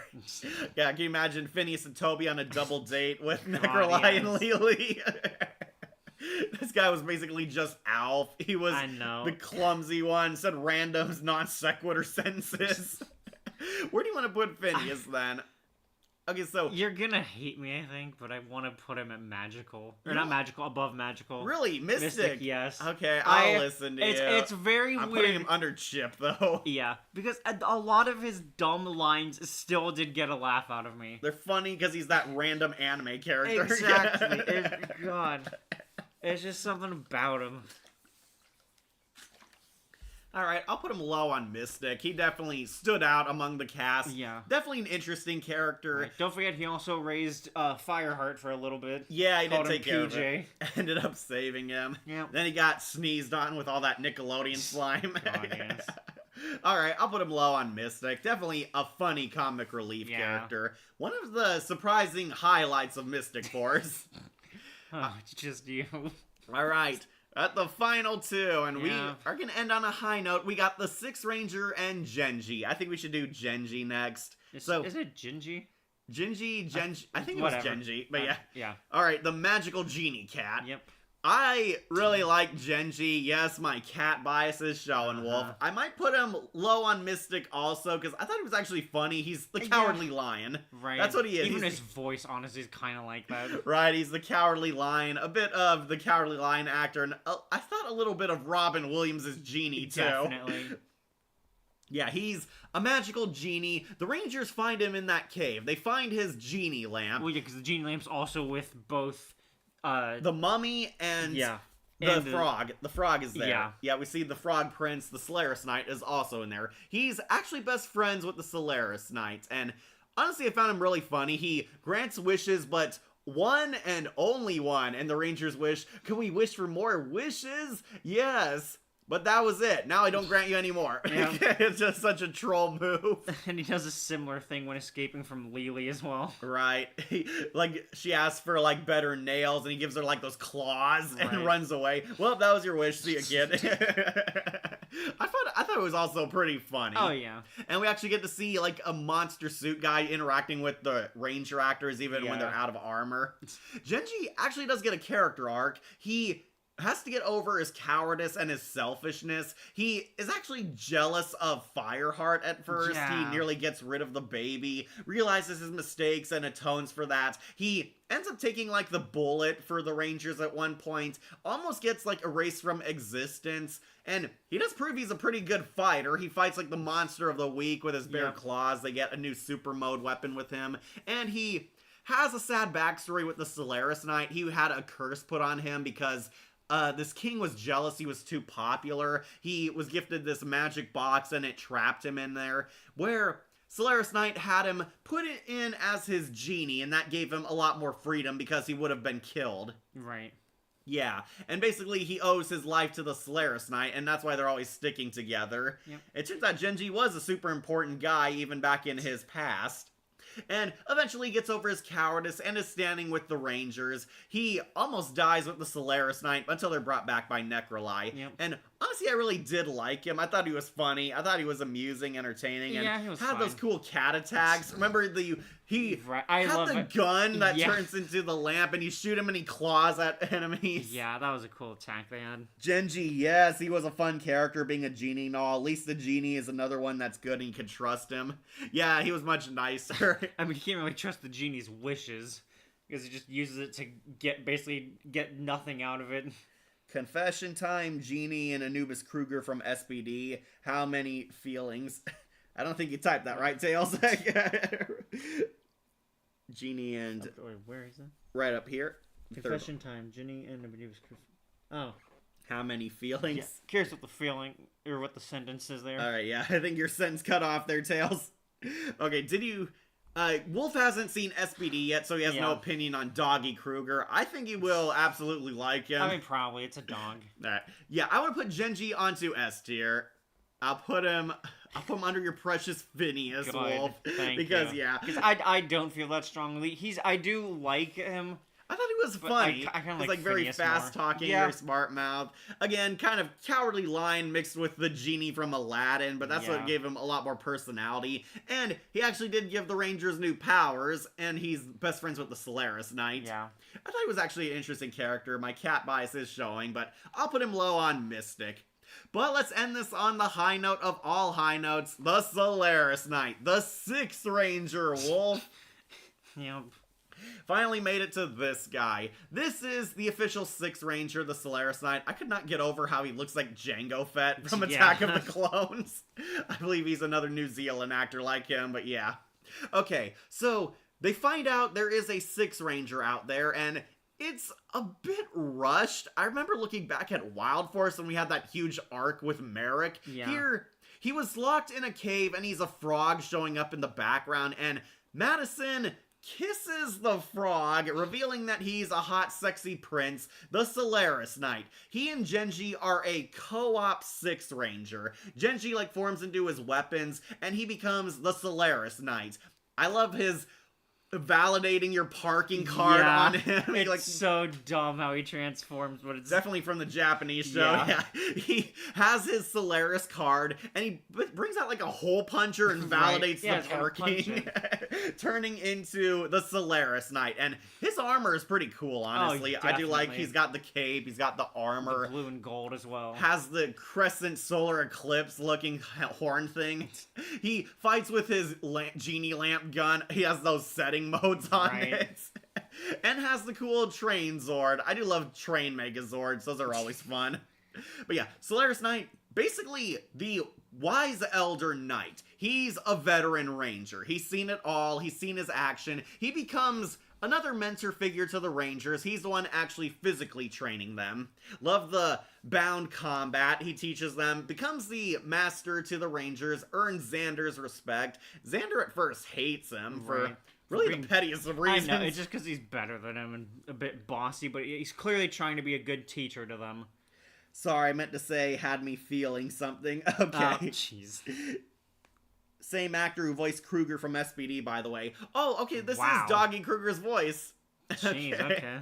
Pretty interesting, okay. Yeah, this guy, pretty badass. I do like him. He, believe it or not, does undergo a character arc in the end. He starts to get an ego, starts to believe he's better than the Rangers, until the Snow Prince forces him to become Nick's student. And yeah, he kind of suffers a lot of comedic antics here. Realizes that he needed to take risks, work outside his comfort zone, because that was his thing. He didn't get with the modern times. He was too by the book. Right, he's the by-the-book cop ranger, follows the rules, believes in the tradition, believes in the old methods, and doesn't see Nick as a worthy ranger yet until this point. They gain each other's respect, and he starts getting with the times. He gets a new power, helps him defeat one of the 10 terrors, and he learns how to ride a motorcycle for the first time. Yeah, he didn't at first, but now he's the master, and Nick's now struggling again, and he finally sees the Rangers as equals, finally gives them respect in turn, and I do really like that. I wish the Solaris Knight got a little more, but unfortunately he gets killed in the finale. Yeah, that was his thing. Yep. He and Leanbow go to fight Optimus, and just to show how OP Optimus is, he kills the adult men Rangers. Yep. Yeah, Leanbow and Solaris Knight both die, and Necroli revives them at the end, where they all Hamehameha Optimus. Honestly, I might put him on S tier too, Wolf. Yeah, I really like him. He deserves it. Yeah, I'll put him high up. Should he be number 1? That is actually a very tough question. Yeah, because I actually do kind of like. Yeah, I think he is up there with Udon, honestly. They're both amazing mentors. Yeah, Solaris Knight, definitely Mystic, one of the best Six Rangers ever. I don't think there's honestly a bad moment with him. I don't think so either. I thought he was pretty funny. Yeah. I like that they also jokingly call him old, then he wipes the floor with them. Right. Yeah, they call you, oh, you're middle age, and then, oh, is that so? And then he beats their asses. This guy was pretty awesome. Yeah. So apparently Doggy Kruger voiced him. Interesting. Or played him in real life. Alright, so we'll get to hear him again on SPD, Wolf. Yep. Yeah, Solaris Knight definitely going on to S tier. He is awesome. He's so awesome he wears the S on his shirt there. Definitely Mystic. We did it, Wolf. We completed the Mystic Force. I'm honestly surprised there's only one really bad character. Yeah, but sadly it's the main character, Yeah. isn't Nick? Alright. boy. Go over the tier list one last time for any of you late birds or for those of you who skip click to the end. Oh, it's only like 12:37, Yeah. Wolf. Yeah, you can see it down there as well. Alright. So the one on our wall. So yeah, honestly a pretty good haul. Like I said, a lot more in the middling here. We got a lot in Worthy Opponent and Apprentice Mage, but we did find some good. We Yep. did find some golden characters here. Alright, we'll go over it one last time, starting now. Amazingly, none in F tier. All of them dodge Foctimus disaster. Yeah, I love saying that. Yeah, amazingly none. But the weakest character and unworthy opponent, Nick. Yeah, one of the worst Red Rangers of all time. He is outdone by some later Red Rangers, but he was not that great a character. The writing on him was very shaky. He kept going back and forth on learning his lessons, forgetting his lessons. Easily the worst character in the show, and unfortunately it is a big one because he's the main one. He's our worst Red Ranger. Then in Apprentice Mage, the okay ones, got the Stixoids, got Lily, got Koi-Fish Guy, Birdman, unfortunately Mystic Mother, and Madison. These ones, they're fine. They exist. They were okay. Wanted to like them, but we're really undercooked. That was their Yeah. problem. These ones are Apprentice Mages. A lot in Worthy Opponent. We got quite a lot of the 10 Terrors. We got the Hideax are down here. Yep. We got the Dragon Horn guy. We got Optimus the Master, the Elder Gods of Power Rangers. Got Leanbow, the Cyclops guy, the Frog guy. Sadly, Xander's down here. Yeah. And Necroli. Itasis, Toby, and Claire. They're definitely worthy. They're silver medal characters. Yep. I thought they did their job. Could have been great, but we're kind of given the short end of the Yeah, stick. they just needed a little bit more. Yeah, it could have been golden, but ended up worthy opponent silver. Then in Magical, who are our A tier characters? Magma Man, fun starter boss fight. The Snow Prince, underrated character, should have been promoted to one of the mentors. Matumbo, really well developed 10 Terror character, liked him. Black Lance, awesome villain, awesome final boss for the Megazord battle. Serpentina, interesting underhanded character, really liked her episode, and really freaky monster. Mordecon definitely held his own in the fight scenes, really liked him. He was a force of nature. Yeah. Not a great character, but definitely one of the great boss fights. And the 10 Terrors in general, yeah, the show definitely changed with their arrival. All of these ones definitely magical. Then S tier, who made it into the top Mystic Force characters. We got, of course, Gingy or Genji. Genji, really liked the Cat Genie. Yep. He was funny, alright? And speaking of funny, Phineas, Yeah. you really liked him. He was entertaining. Yeah. One of the most well-developed characters of Mystic Right. I'm Force. trying to realize I actually kind of like the comedy characters here because we also have Chip right next to him. Yeah, Chip, Yellow Ranger. Really one of your favorite yellows, huh? Yes. Really liked him? Yep. Okay, we'll give it to him. Definitely an interesting character. He was likable. Imperious, another underrated villain. Dark Wish especially made him a fan favorite. He was cool, badass, and surprisingly Yeah. cunning. Korag, yeah, he was awesome, even though he kept letting them live too many times. I will say, definitely an interesting character. Yep. He definitely showed that the villains were a force to reckon with. Vita, yep, I agree. She is a pretty awesome Pink Ranger. I grew to like her so much. Might have to redo my Pink Ranger tier list to make her higher. But Vita is awesome. Easily one of my favorite of the core 5. And I think Wolf's favorite too. Oh, yeah. Solaris Knight, yep, once again, awesome Six Ranger. The Six Rangers are always awesome, and This guy definitely kept that tradition alive. But number 1, surprisingly, Udana. Yep. Yeah, I really liked her. Interesting mentor figure. Another one of the most well-developed heroes. She was cool. She was badass. She was also finally cool as a Power Ranger herself. Right. And she was a good mom as well. Udana is our number 1 Mystic Force character, which really surprises me. Surprise you, Wolf? Kinda, yeah. Okay. But yeah, we did it. We ranked them all. Try to show the ranking in full. We talked about all the important Mystic Force characters. Dead last is ironically Udana's son, Nick, easily the worst character of the show. Great. Best one is the mentor figure, Udana. I hope she makes it on S tier when I eventually rank the mentors of Power Rangers. But yeah, I do appreciate her now. She's the best. So that completes our tier list. Thank you all for watching. I usually tease what comes in the future, Wolf. Any plans from you in the future? I'm still thinking it. I'm probably going to be staying with Goosebumps until I clear it, because I've only got really 3 episodes left. 2 of them are 2-parters. Yeah, got a new Goosebumps coming up. Already finished. I believe it's on the channel already. It's on Patreon. I need to put it on the channel. Right. I got another Power Rangers video coming up for you guys if you didn't see in the community tab. Currently, I'm working on a Twilight Zone video. Yeah, gonna get more Twilight Zone content. That's coming out today, hopefully. Almost done, guys. I just need to upload it. But yeah, new Twilight Zone video coming in the future. Power Rangers video coming. Got a Goosebumps coming. You guys are finally eating good on our video content again. Sorry I was gone for the past few weeks. I had computer maintenance done, and it was a risk I had to take because I wanted to save it. Next tier list, I think regular show, most likely. We want to do that. Off for a bit. Finally get to do regular show season 3. Gonna do that. Yep. I do have another possible Walking Dead tier list I'm thinking about doing. I'm gonna rank the Telltale villains. Okay. Yeah, that'll be my solo tier list. I'm not sure if you want to join it, Wolf. I'm on the fence for it. Alright, then I'll wait it out. Don't worry. No tier list tomorrow on Sunday. We are taking a break off. Sorry, guys, but hey, you got videos coming up. But yeah, next tier list, most likely another Walking Dead one, another regular show one. Those are the 2 most likely ones. But thank you all for joining us. Mystic Force was a fine show up until the finale. Yep. Wolf, anything you want to say about Mystic Force? If only they was handled better. So many good concepts, not so great executions. Until next time, may the power protect you. Yeah. Bye, Shadow. Alright, so next show we're going to watch is SPD. So we might do an episode tier list. I did do a character one already on it, Wolf. Okay. Unless you want to do... Nah. Yeah, sorry, I did do a character one on that. That's why That's we've been trying to do more episode ones. Okay. We could do an episode one on SPD if you like it enough, but we'll see. Anyways, that completes our tier list, so let's finally wrap up and set you guys free. Thank you all for joining us. We'll see you all on the next video. Remember to like, comment, share, and subscribe, or just tune in for more videos posted here on Wolf Entertainment. I'm your host, Catastrophe. And I'm Wolf. And we'll see you all later. Bye-bye. Magical Source, Mystic Force.